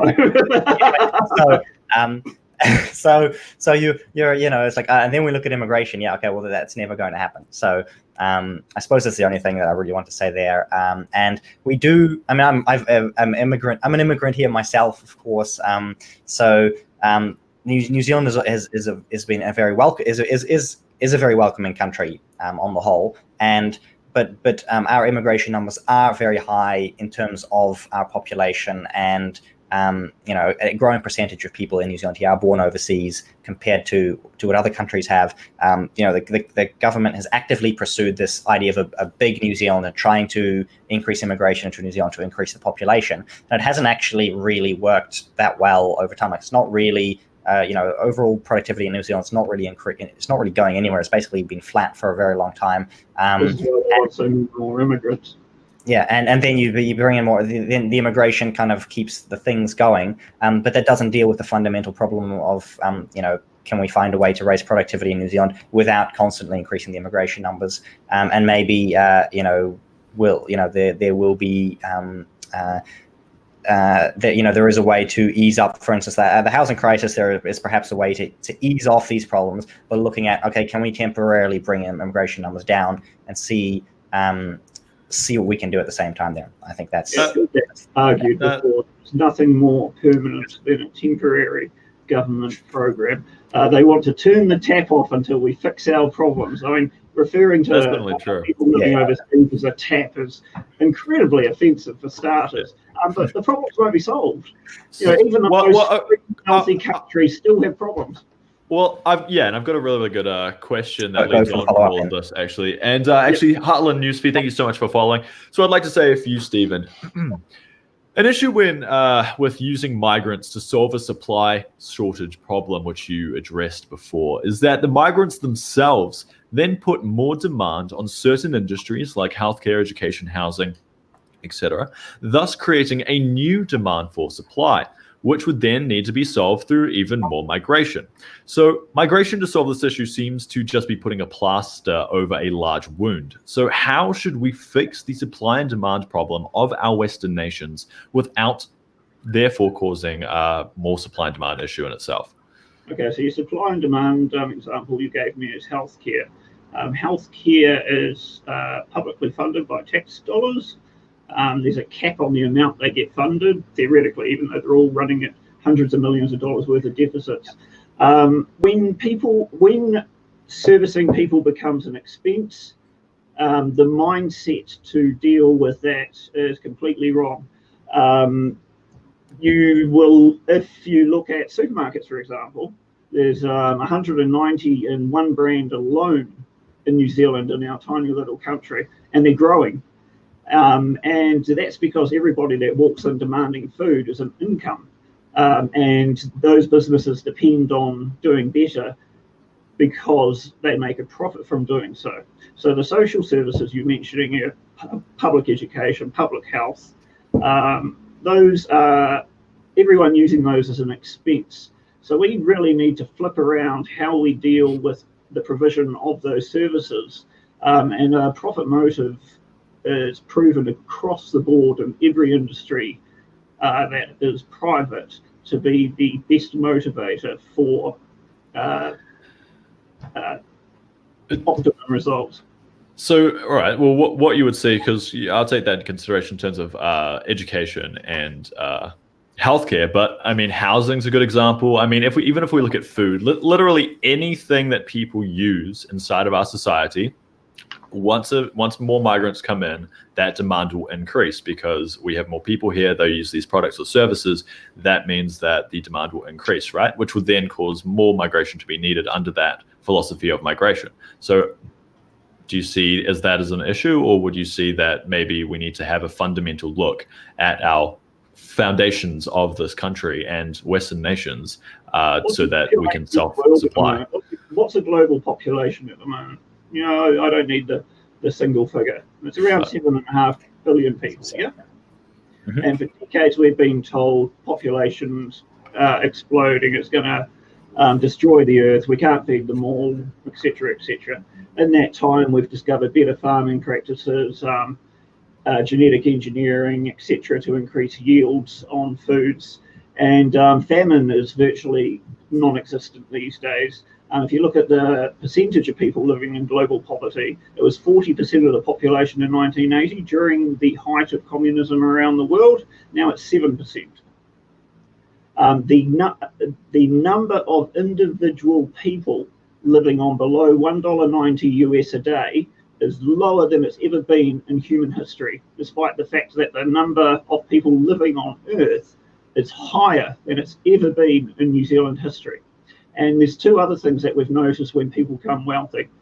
When the gross national product of a country exceeds $5,000, people start having priorities other than not dying from starvation. They start looking after their neighbourhoods, environmental standards improve.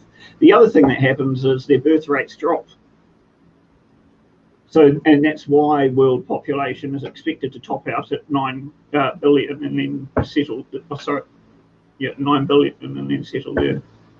Did I say billion or trillion? A billion, that's fine. Do you have anything to say, Dieuwe? Sorry. Yeah, that's fine. I think again, in terms of this, if you slow down immigration, it should slow down the pressures of immigration. Of course, I know that certain people don't want to try that, and Stephen says it's too dangerous to try. It's definitely. At least historically speaking, most of our nations have done, but most of Western nations in a way, with the exception of the colonies, have seen very low levels of immigration. And even you know, in the colony state, New Zealand saw far less immigration than it does today. So I do think that it's wrong to say that, oh, well, if you slow it down, it will cause more problems, and especially if it hasn't necessarily been tried. And we sort of see it a little bit at the moment, where when you have a Labour government, more people go overseas. So actually our net immigration levels do drop because, you know, people want to go and escape the Labour government overseas. And you do see a little bit of that demand ease off on the housing market, where the housing prices actually start to increase a little bit more slowly because you've, the numbers are starting to balance out. And similarly, you mentioned infrastructure, putting more infrastructure. So I do think that is, we've seen enough of that to know that it should work fairly well. And historically speaking, high levels of immigration were virtually unheard of. Of course, it's possible to do today what you couldn't do back then. And again, this is why the conservative focus is more on that culture side, to say how the numbers need to be at a level where people can, and the policies need to be there to encourage people to integrate and to assimilate more. And an aspect that's not viewed well enough, I think, is Stephen talked about less poverty throughout the globe. But what happens with immigration, especially into Western countries, is as is they tend to be the smarter, wealthier people who come from these poorer nations. And so what happens specifically with Somalia is the case where there are more Somalian doctors living in Minnesota than there are Somalian doctors in Somalia. And it's because if you get to be a Somalian doctor, what are you going to do? You're going to pack your bags up and you're going to move to Minnesota. And so this it almost creates a problem where you're actually taking doing a little bit of what the old colonialists used to be accused of pillaging the resources from these countries in Africa. You're actually taking their human resources away, or you're allowing them to move. And I know that we're moving into the area of restricting freedom again. We're restricting their freedom of movement, so they actually aren't able to come here, and they're actually able to continue bettering the countries where they currently are, rather than coming here. And why we probably, and I think most of our immigration is from countries that have a similar level of wealth and a similar standard of living to our own, because you have less of that problem happening where you're actually slowing down the development of these other countries, which is not necessarily the most important thing for us to consider, since I suppose we're being a little bit more selfish, because it's about these people are benefiting our country. That's fine, but there is a little bit of that happens as well when all of the best and brightest move into the same places. That does deprive the rest of the world of some of that. Yeah, I'm not so concerned about. I know you're not. I'm not so concerned about lines on a map on another continent and trying to rescue those lines, and therefore we change our laws to reflect that, because I think that individuals, they don't choose where they're born, and if you're born in Somalia into horrible poverty, why should you have to try and become middle class in Somalia when you can improve your life elsewhere? I think it's a bit, it's almost cruel to say that you were born in this desolate country, therefore you fix that desolate country. When, isn't it enough that they just take responsibility for the fact that life is tough, and they've got some tools to improve it without putting these barriers in the way?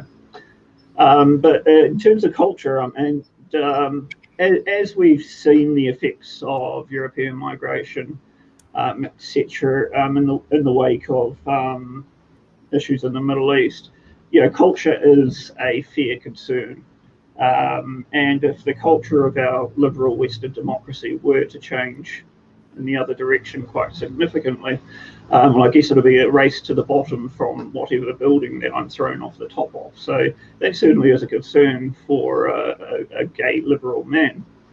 But we can manage that by, first of all, making very clear these are the standards that you meet if you wish to live in this country, or we deport you.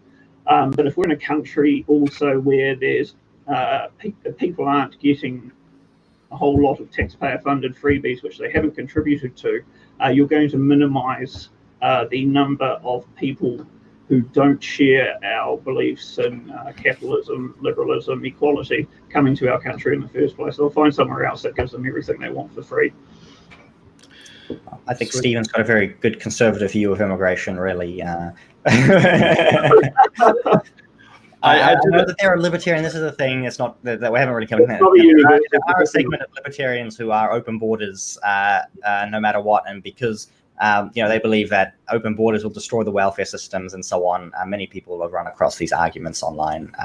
I do prefer Stephen Barry's position to that, of course. And I get that, libertarians have those two angles on that, where you have, the one group who says actually our country kind of, can be defended as property rights, and the other ones who say, oh, well, borders don't matter and we're just going to get rid of them. When people say we shouldn't be selling our land to foreigners, excuse me, whose land? It's a good question. Go for it. Well, that leads.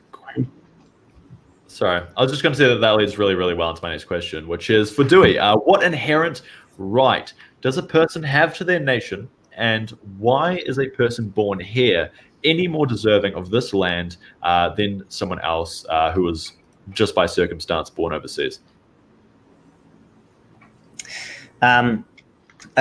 What you have often in the nation that you're born in, especially if your family has a long history there, course, I'm an immigrant here myself, but my wife has family ties that go back generations here.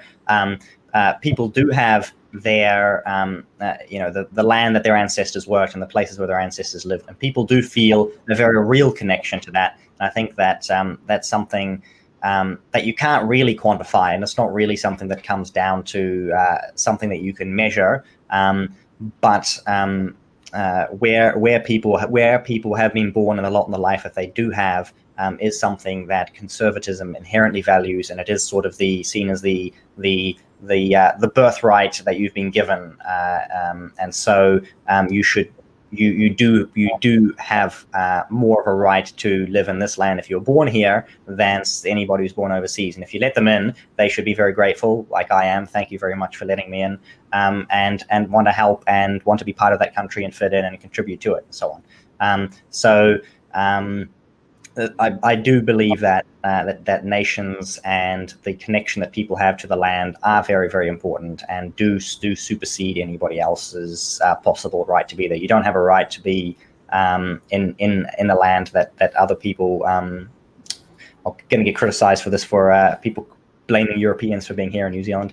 But obviously what happens is over time people move into countries, and historically people have fought wars over lands, and populations have been established. These changes do take place, but they generally are recognized. Right? We have long-running blood feuds in the Middle East where people are arguing over land that their ancestors inhabited thousands of years ago. So people do feel a very real connection to land, and people definitely will even fight over it.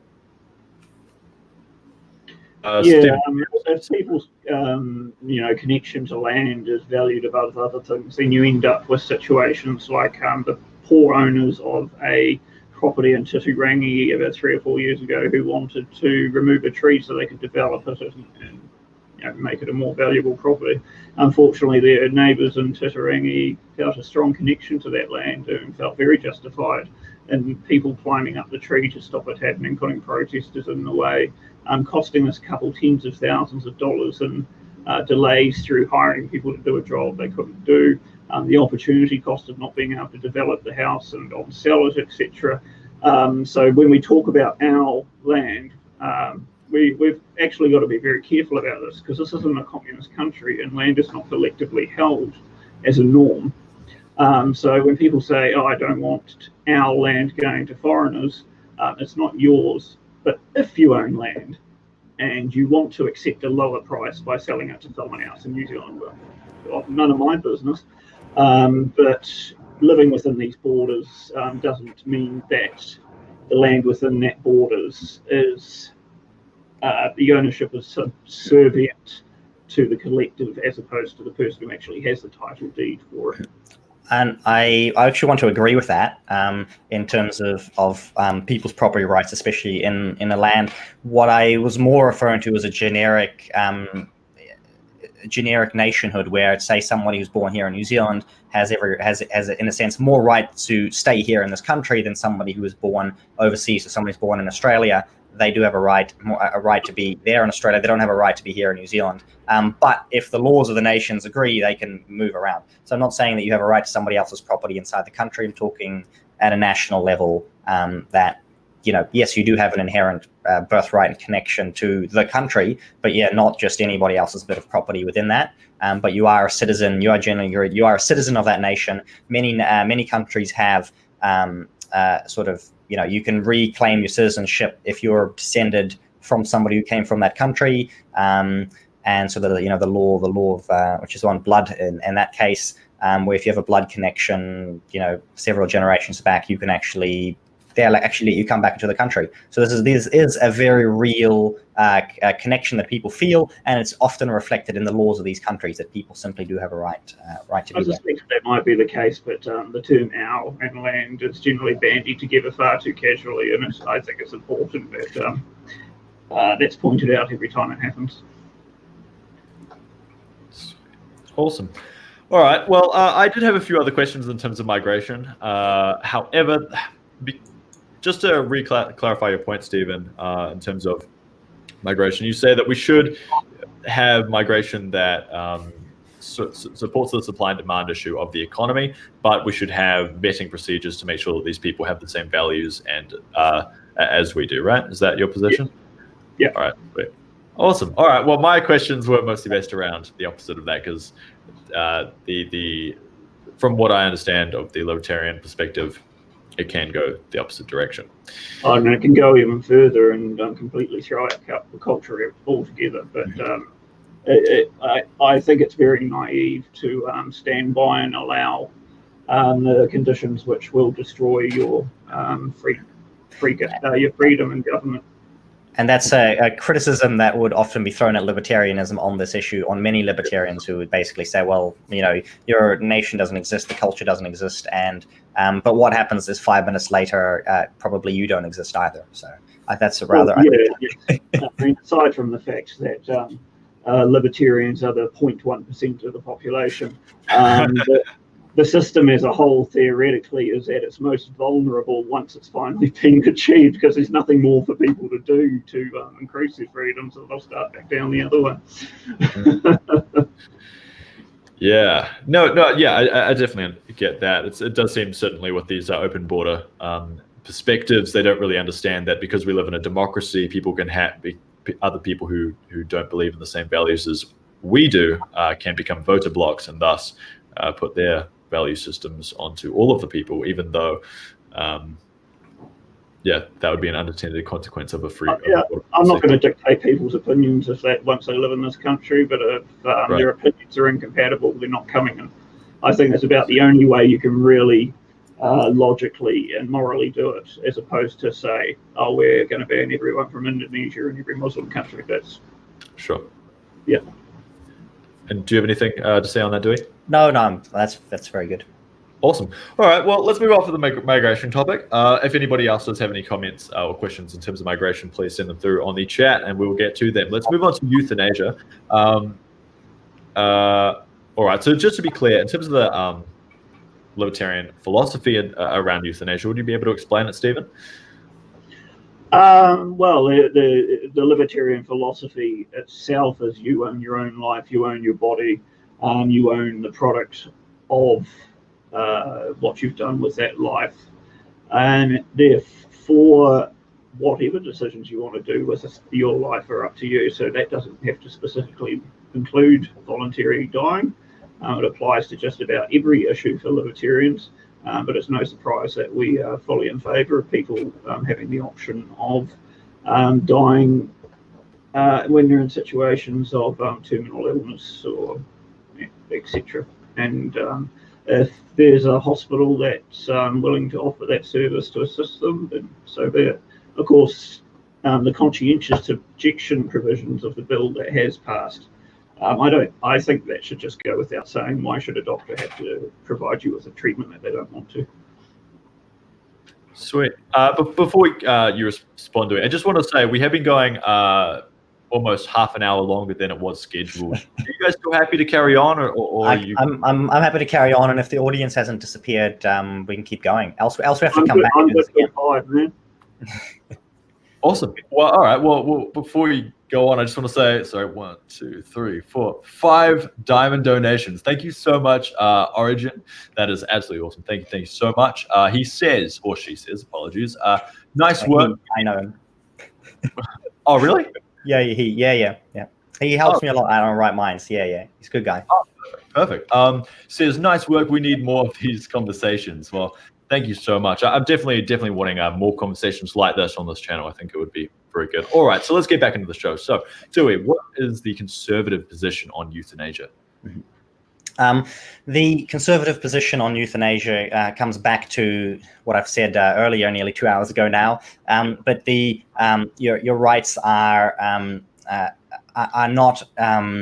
They don't come from yourself. So most conservatives would have a Christian basis. They come from God or the Creator, or the atheist ones might say sort of some natural law, some power above you that gives you those rights. And so therefore, since they don't come from you, you cannot take them away, and you actually have the duty to preserve them, and you have the duty to exercise them. So therefore, I would say their ability to conceptualize makes them inherent themselves. But yeah, so that's fine. So therefore, to accept euthanasia as to say, actually, people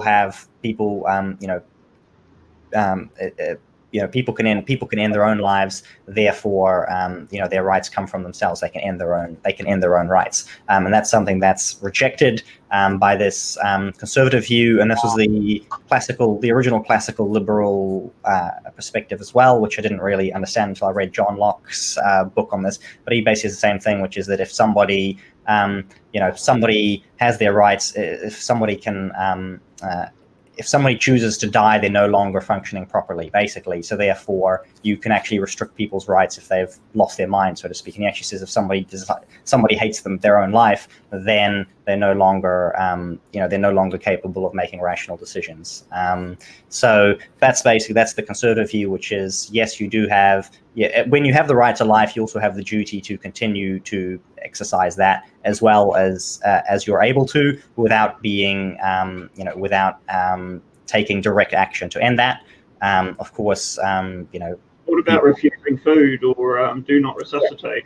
Well, it would be wrong for you to refuse food, but yes, do not. In a mechanized society like ours, where you can have, you can be artificially kept alive. Usually, it's accepted that's fine to refuse these things that keep you alive longer than you otherwise would. So it's fine to refuse treatment and so on. But what is wrong is to directly take something. So to take a poison that will end your life, that is simply immoral and a violation of your own right to life that you shouldn't be able to get rid of.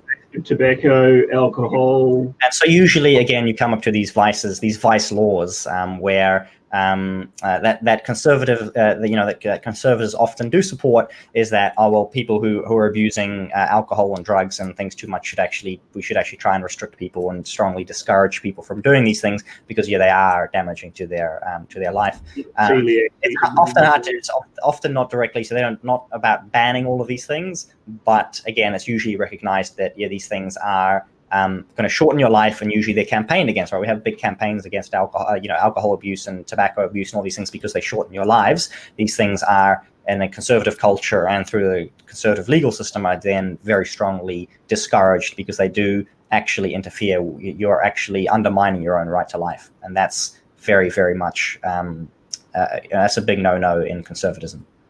Is it really a right if you're obligated? I mean, is it a right if you can't refuse it? It sounds like you're obligated to life. Basically, the correct use of your rights are to use them. So if you have the right to property, you should, in fact, if you squander your property, if you squander your freedoms, then you're actually undermining your own rights. Yes, that's the view. So you do have the obligation to use them all properly as best as you can, and you're actually and it doesn't necessarily everything needs to be legally punished, but you are acting immorally if you're undermining your own rights. I think if the issue is going to revolve around rights, one, you've got to define what the rights are, and two, are they positive or negative rights? So a negative right would be, you don't have the right to attack me or take my money. I've got the right to be left alone to do what I want with my life. That's negative rights. And then you've got positive rights, which are left to, you've got a right to healthcare, you've got a right to housing, etc., etc., etc. So if we were going to understand each other's position properly on this issue, it'd be very important to know, is your... I'm purely talking about these things that are negative rights in the sense of that that nobody needs to be forced, nobody needs to be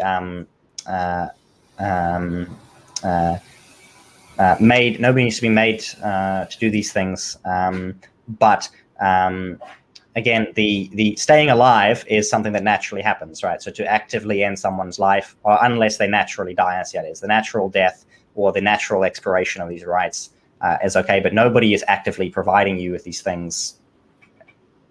Okay, so you've got breast cancer. That's the end of your natural life. That's a horrible, horrible way to go. What does it cost you in terms of rights to ask someone to end it a few days early?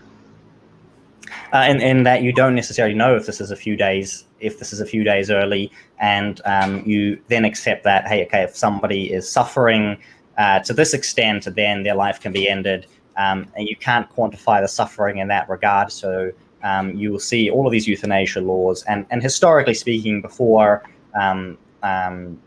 we're talking in other societies, pre-Western and pre-Christian societies, euthanasia was often actively practiced as well. What happens is, okay, well, somebody is say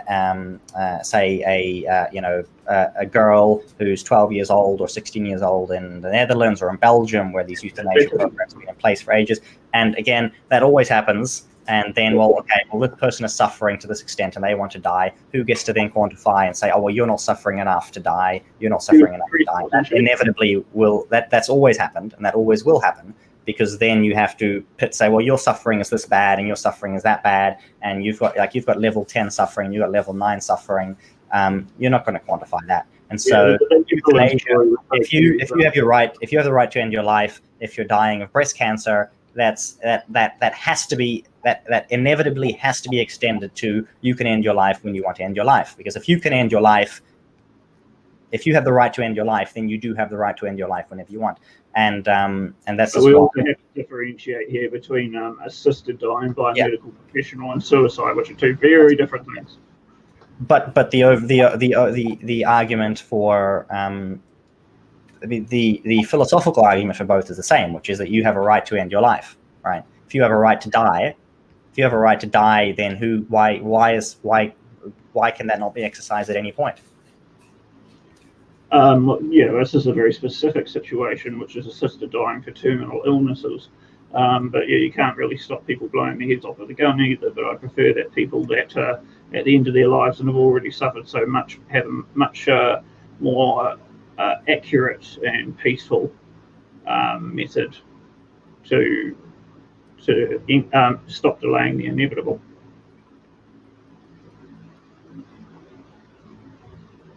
Sweet. All right. I'd just like to say thank you so much to Julio Garcia, donating 1 diamond. Says libertarian equals money over my people and my identity. That's pretty funny. Well, if you've got no money, you can't do anything for your people or your identity. Those signs, they go, people before profit. Okay, what are you going to do? Feed them sawdust bread? That's pretty funny. That's the USSR did. All right. Steve Fox asked a good question for. Oh, sorry, were you going to say something? I was going to say, carry on unless you wanted to ask me. I think I'll respond to your next question. It's okay. Yeah. So Steve Fox says, should the elderly lady who recently survived the death pact with her husband be thrown in jail? I'm not actually sure what she did in this case, but the general conservative view on this is that those who do either, so if you assist someone in dying, then you're engaging in murder because you're ending someone's life. And I think I could respond actually to Stephen Berry's point about sort of, well, somebody commits suicide and someone who is euthanized, who is assisted by someone else. If someone helps someone die, if somebody kills someone, then that's murder, even if it's a few days early. You're still ending that person's life, which is murder. Of course, unless it becomes legal, then it's legal. Then it's legal. So this is the case. So if she was the one who killed her husband, then yes, she should be charged with murder and thrown in jail. If she assisted him or supplied him with material and so on, then generally speaking, yes, these people should be charged as accomplices in homicide and so on. And that's the consistent, that's the consistently conservative view on that, is that people who do assist in suicides should be charged with murder. Yes. I love how you guys are both so direct with these questions. It is very refreshing. Without disappoint you, it's a court case. There's so many factors involved. We've only got 2 lines of information there. I don't think I could accurately answer that. So I can respond to the hypotheticals there. If she did X, Y, Z, then yes, I don't actually know about this particular case, like Stephen says. Steve Fox responded and said, it was a mutual pact that they both die. The judge chose not to convict. Interesting. Also like to say thank you so much for the diamond. Origin also said, I'm a conservative, being liberal with my money. Can I just respond to that comment, which is say the judge chose not to convict, and we do have judicial prerogative in the justice system, and conservatives can agree. A conservative judge could, in a certain case, which is why we have juries and judges, they can say, look, in this particular case, this is not something that that needs to be prosecuted. The fact that it was charged and brought to court and so on would lead you to say, well, this is something that the police clearly recognized as something illegal, very much suspected something illegal had been done. So I'm happy with at least with that happening. But of course, the judges often are a little bit more liberal, to use the word here, in New Zealand than I would be. But that's the system that we have, and it's a good system. I think it's very dangerous that politicians get themselves involved in legal cases such as this. And I think I would prefer judges err on the side of caution than on the side of severity. Keep it, making sure that people are treated as innocent before proven guilty, taking extenuating circumstances into account is entirely appropriate. Sweet. They won't do me a lot of favours on Talkback, but this is much better than Talkback. Oh, thank you. A concern. So this is for Stephen, and we did bring this up, and we did touch on it a little bit, but I just wanted to clarify your position on this, Stephen. So, a concern that I hear from more conservative types, as we have heard here, is that this will be a slippery slope towards allowing, say, depressed people to euthanize themselves. I think Dieuwe made a really good point in terms of, if we have to categorize various levels of suffering, and that might be the determination of whether someone should be able to euthanize themselves or not. Do you recognize this concern, and does it bother you in any way from a libertarian perspective? Any form of law could be put to Parliament for vote. You don't have to have a earlier law to make that happen. This law went through more public consultation than any proposed law change in New Zealand history. And even though the select committee did not want to make any changes, which is incredible, if you've ever met Maggie Barry, I don't recommend it. David did respond to the feedback, and he put extra safeguards in there to ensure as well as possible that it's only being used by people who have been determined to be of sound mind by 2 doctors, and there are several processes they must go through to have that treatment. And I can add to that as well. There is the desire, what I suspect, we'll see how the referendum goes, of course, but if there's a cultural desire for something, it's incredibly hard to stop. And so what we've seen in other countries with far more liberal euthanasia laws is you create that cultural desire, you create that cultural need to have euthanasia, and so on, which is not something that was requested, was a deal in the past with far more conservative cultures. Because I remember saying something that David Seymour said at the time about, people, people today suffer more than they used to, or something along those lines was the idea. With modern medicine, people can suffer more, but you could choose to forgo modern medicine and die a painful death without painkillers. I mean, that's the way everyone used to die before we had euthanasia. And so the view that the culture has on life has changed, and that's something that's hard to stop once you get to the law process. So that's a conservative culture issue that needs to be turned around, I believe. At least I want to see that turned around, where life is inherently more valued, and every moment of life is valued, rather than the idea that people should decide to die earlier because it will result in less suffering. That the goal is less suffering is not necessarily the right goal. That's not a goal that conservatism has in that area. It's good that you brought up culture, because that really subverts a lot of what politicians try to do, especially when it comes to our permanent habits. Alcohol laws reformed in the 1990s to allow it in supermarkets. 18-year-olds can buy it. Binge drinking's down 25%. In terms of drink driving, it's just not acceptable socially now to drink and drive. Mental health is still a struggle at this stage. The government's put another $1 billion into funding mental health. I don't know what that means really in terms of what it's actually going to do, but I developed the mental health policy for a political party in 2017, and what I found was that I think it was 70% of the suicides have never had any contact with a mental health treatment, where a counsellor, psychotherapist, whatever. And those who do get into the mental health system, suicides drop to 1%. So you can throw all the money in the world that you like at mental health, and I think it's very worthy. But obviously there's a cultural barrier there, which governments can't legislate away until it improves. And the increase in the suicide rate and so on has happened over recent decades.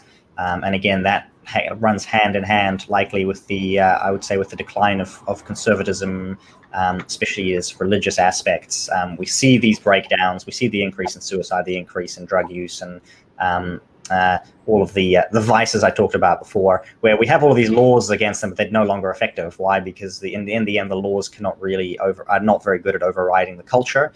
But they do have an impact. So you can use laws to guide culture, but often what happens is the culture is what necessitates the new laws, or necessitates the removal of other laws. Mm-hmm. So you're much better off persuading people of these positions, legislating for them. But in terms of suicide numbers, they are the highest we've ever had. In terms of suicides per 100,000 people, they're down about 3%.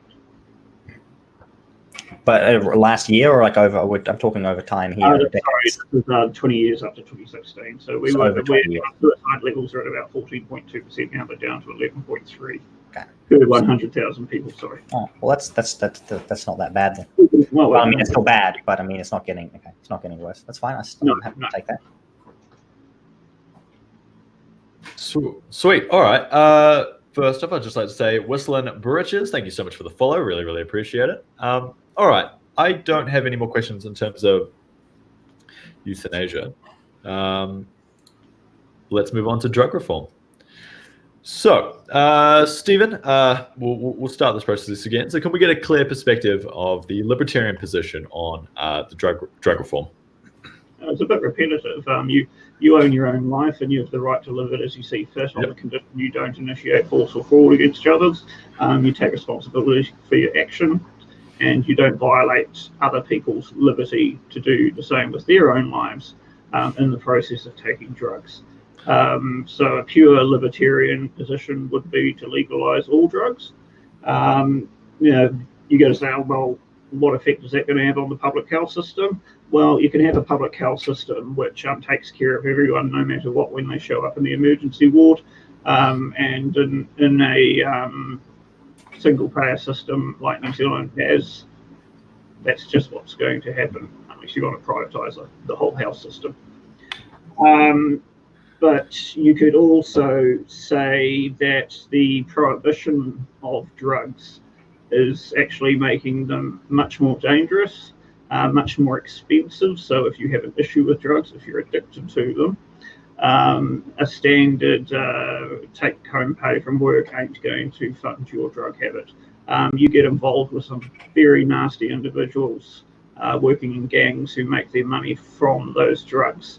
And when you cannot get good quality, consistent supply of drugs, for example, cocaine in New Zealand and Australia is very expensive, very hard to come by, and generally speaking, crap. You have an unintended consequence, which is the proliferation of other much more dangerous, much more addictive, and poorer quality drugs being sold in New Zealand. So that's why Australia and New Zealand have a P problem. Countries with a lot of cocaine do not. And dealing with drugs is going to be a cultural issue once again. Drugs have been illegal for God knows how long, longer than I've been alive. So, alcohol, which has been illegal, we had the 6 o'clock swill, so you could only drink it for an hour after work during the week. Disastrous. Go the other way, behaviours and cultures over time are actually reducing binge drinking. Tobacco used to be very popular to smoke. Now smoking rates are down to about 16% for daily smokers, but that reduction is slowing right down as taxes go up. And the most deprived New Zealanders are spending, I believe, about $3,000 in tax on cigarettes each year, as opposed higher than they were when the 2% tax increases came. Cannabis, it's I'm not going to say it's healthy. It's pretty benign compared to most stuff out there. But the prohibition of it exacerbates the issues if you have dependency. It makes it more expensive. You're dealing with more horrible people to get hold of it. Every single drug that is illegal in this country has that same much worse impact because of prohibition. Now, would I think we should just legalise everything straight away? Probably not, for the sake of being cautious, because if the culture is not there to accept that, then you're going to have a disaster. But I think over time we do need to liberalise, probably starting off with the benign things that cover all your buzzers. So you've got benzylpyrazine, which was the initial ingredient in the first lot of party pills. That's meant to mimic amphetamines. 0 deaths, pretty benign drug. You've got ecstasy, MDMA. If you've got a pill which has proper MDMA in it, it's actually a fairly benign drug. There's been very few deaths from proper MDMA. And so a hallucinogen would probably cover the other type of drug. Magic mushrooms have never killed anybody. LSD is also known to be fairly safe too. So I would just start off with a few products that cover the spectrum of how people want to enjoy their weekend and go from there. Well, it sounds like you've had a lot of experience, Stephen. So good to cut you off. I've been sitting and thinking, all I got from that is that we need to legalize cocaine. Yeah, so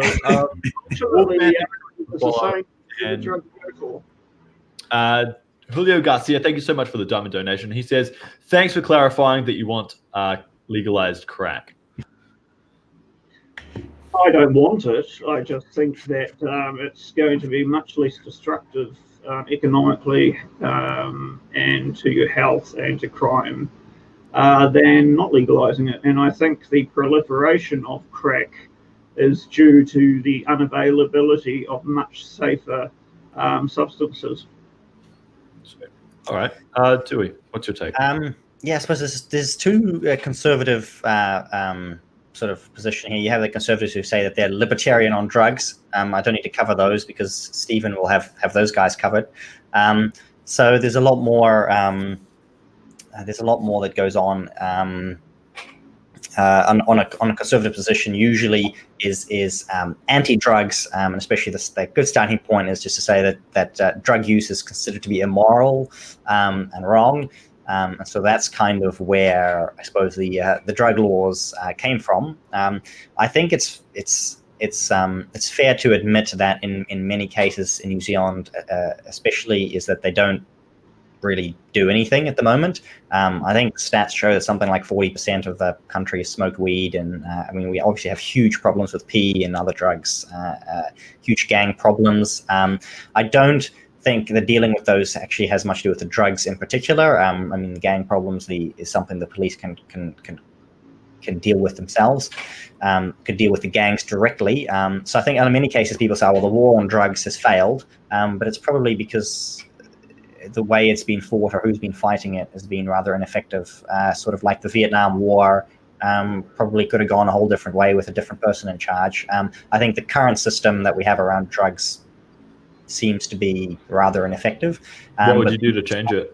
But well, that's of course the conservative position is either you ramp it up, digging under the ground to get the Viet Cong doing the cocaine. Exactly. We should have just sold them drugs. So anyway, the conservative this is difficult. Where you have two conservative positions in a sense where they the one side goes very much more on just need to tighten it up even more. So the way to deal with the drug problem is just to ratchet up the punishments and the way that drugs are fought. We see that but obviously drug smuggling is a huge business, and the current forces and regime seems to be rather ineffective at fighting it. So generally speaking, you don't have very many conservatives who support the legalization of drugs. I do think we need to change something. in what we're doing, but I'm not really sure what we need to do there. And I actually have many good discussions with other conservatives on this topic in terms of what needs to be done here. Obviously, historically speaking, conservatives like drinking alcohol, like smoking tobacco, a little bit of cocaine. Is what's in the history there. Marijuana is usually the big thing that conservatives come down on, and that's because these types of drugs that make people very lethargic or slow them down and end up wasting their time. So that's kind of the problem with the conservatives on drugs, is that it makes people enslaved to, A, these addictions, and B, doing nothing useful. And conservatives don't like people who are not being useful. Yeah, I mean, we're in New Zealand. We've got a unique situation where we can actually see what I've just talked about having been put into action. So we started out with the first legal party pills. They had BZP, which was your amphetamine mimickers, and TMPP, which was more of a floaty mimicker. And those were permitted to be sold for a good 3 or 4 years. This was a long time ago. I'm doing my best here. And eventually public pressure saw those pills banned, and they were replaced by something else, which were both meant to do the same job, but God, they were filthy. This is an issue that New Zealand has, and which we can say it doesn't work, is the idea of, okay, well, we ban marijuana, but synthetic, we have synthetic cannabis or whatever that's legal. And so like these problems make things worse, and they're definitely not good conservative solutions. Yeah, well, the initial the current regime doesn't work, and I think a lot of the conservative solution here is not necessarily in government, but in the case of people's lives need more meaning, and again comes down to that culture war stuff that I brought up a little bit earlier. Is you want to get people away from these addictions, you actually need to offer people meaning in their lives, and probably getting a little bit less government involved there, and letting other groups and more of a culture focus on these people, and helping to lift them up from their struggles and give their lives meaning, is actually something that's far more useful than talking about whether all the drugs need to be legal or whether we need to crack down more on them or so.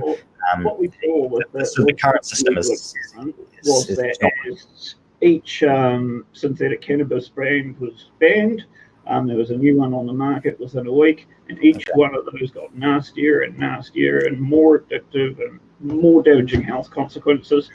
So then local authorities thought I don't want these shops on every street corner. So the Manurewa local board area allowed just, I think it was 6 or 7. So what do we get when you're selling these very dangerous, addictive drugs in a few places? Queues of people wanting the drug at 7 a.m, all concentrated in one place, and then concentrated in public parks smoking this crap when you want to take your kids to the park. Eventually they banned it. Then the deaths started happening. There's been nearly 100 people have died from, we don't even know what it is now because it's not legal. And especially if people are allowed to get hooked on this stuff and then you ban it, it creates an even worse problem. Yeah, exactly. I mean, we had some alternatives there that were fairly benign. Were perfectly fine to people who may have otherwise taken expensive illegal drugs which they can't guarantee the ingredients in, and the government went about making it worse and worse and worse until now we've got people passed out in ATS Square waiting to be picked up by a security guard because they might die. So yeah, that's my position on drugs. And it's a compassionate one. I don't want to see people dying in our city streets because we've decided to move away from a public policy which allowed benign products and replace them with deadly poison. Did you have anything to say, Dieuwe, or? No, that's fine for now, I think, and especially since we're hitting 5 o'clock, I think if we want to dig deeper another time. Yeah, that sounds good. You're good. I would. So thank you so much for the diamond donation, Julio. He says, I don't want, this is referring to you, Stephen. I don't want it, but my freedom, so I'll allow it. Drug. And also, thank you so much for the diamond donation, Origin. He says, we need to give people meaning, that is the answer. And that was what Dieuwe said here, and I do tend to agree with that analysis. I can't disagree with that. Good. The next section that to move on to is online censorship. Now, online censorship is a real concern for people who are politically active. From accounts being banned without warning to content the platform doesn't like simply not showing up in recommendation feeds. The real issue I see is that these are the places that everybody is. And it seems that the acts from these companies are limiting the ability for ideas to spread. So this is a question for both of you. Is this an issue of private companies well within their rights to restrict certain content from their platform how they see fit? Or is this an issue of proportion that we need to list social media companies like Facebook and YouTube as public utilities, thus enter in regulation? Property rights defines free speech to a large degree. If you walk into my house and call me a fucking dick, I'll kick you out of my house. That's not breaching your free speech. That's protecting my property rights. These social media platforms are private property. If you don't like how they exercise their private property rules, don't use them. Very difficult because they are so large. But the alternative is, if I don't like you cutting down your tree, I'll go live in it. It's entirely property rights. One of the problems, though, is it's being pushed along by politicians. Politicians love pushing causes where they don't actually have to do the work, such as banning plastic bags or more censorship on Facebook. And Facebook will not be doing this out of any moral standpoint. The more regulations there are to comply with, which a company their size is more than capable of doing, the less likely it is they'll have competition into that sector. So we can't rely on big business to protect our liberties. And I'm going to pretty much agree with most of that in terms. I know there are some conservative factions that are very much for the public utility route. I think again the what you then do is you end up embedding these companies forever. You're never ever going to get rid of them. And if you at least let them be free and you try and maybe the more conservative option here is to use some of this sort of trust busting stuff they have in the United States, where they say, "Oh, well, your company's too big, we're going to break it up." Maybe we'll let the Americans do that for us. Who knows? I might be more open to that. But to basically say, "Oh, we need to regulate them," or make these companies publishers, which is another one. So, "Oh, well, they're not. They're publishers, so therefore they should be responsible for everything that everyone sent out." Well, you do that, and we're banned the very next day after that happens, because then they'll get rid of Sorry, I get emails from the National Archive after the election wanting records of all my tweets and all my Facebook posts because they consider that publishing. I don't send them a horrible letter. They ask a couple of times.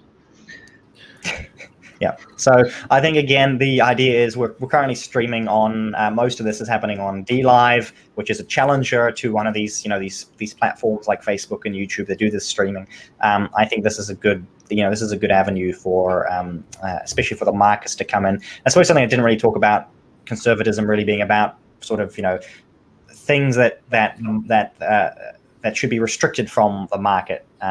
But this is definitely not one of these things that need, that we need to say, "Oh, this is too important for," or this is sort of sacred, and so therefore it shouldn't be up to the market to decide who gets to say things on Facebook and Twitter and so on. This is definitely a good area for people to debate and for companies to go at each other. I think we have to just be careful that they don't get this monopoly status where they can simply lobby the government to give them regulations and ensure their survival, because that's what's going to happen, or that we end up, making them utility so that they never go away. We need to simply deal with online censorship by making more platforms and complaining about it and just keep going.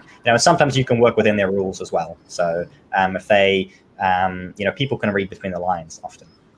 So what's on you?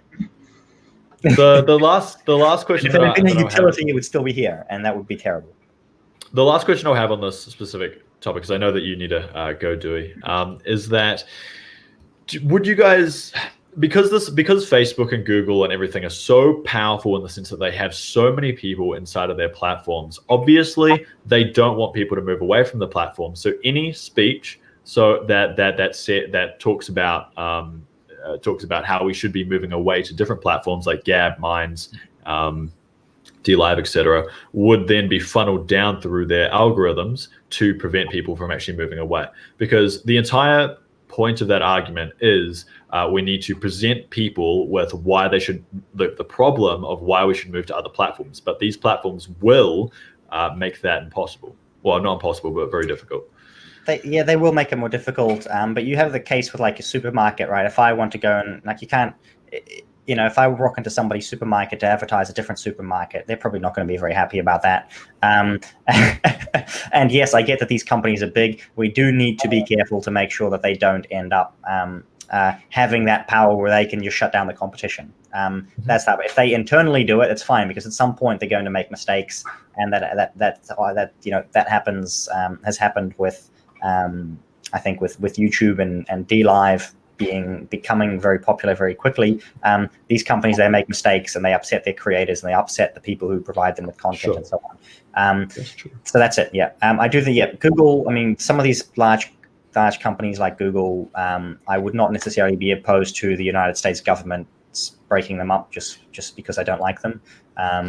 Maybe I'm being a little bit you know, bringing my emotion, authoritarian, bringing my the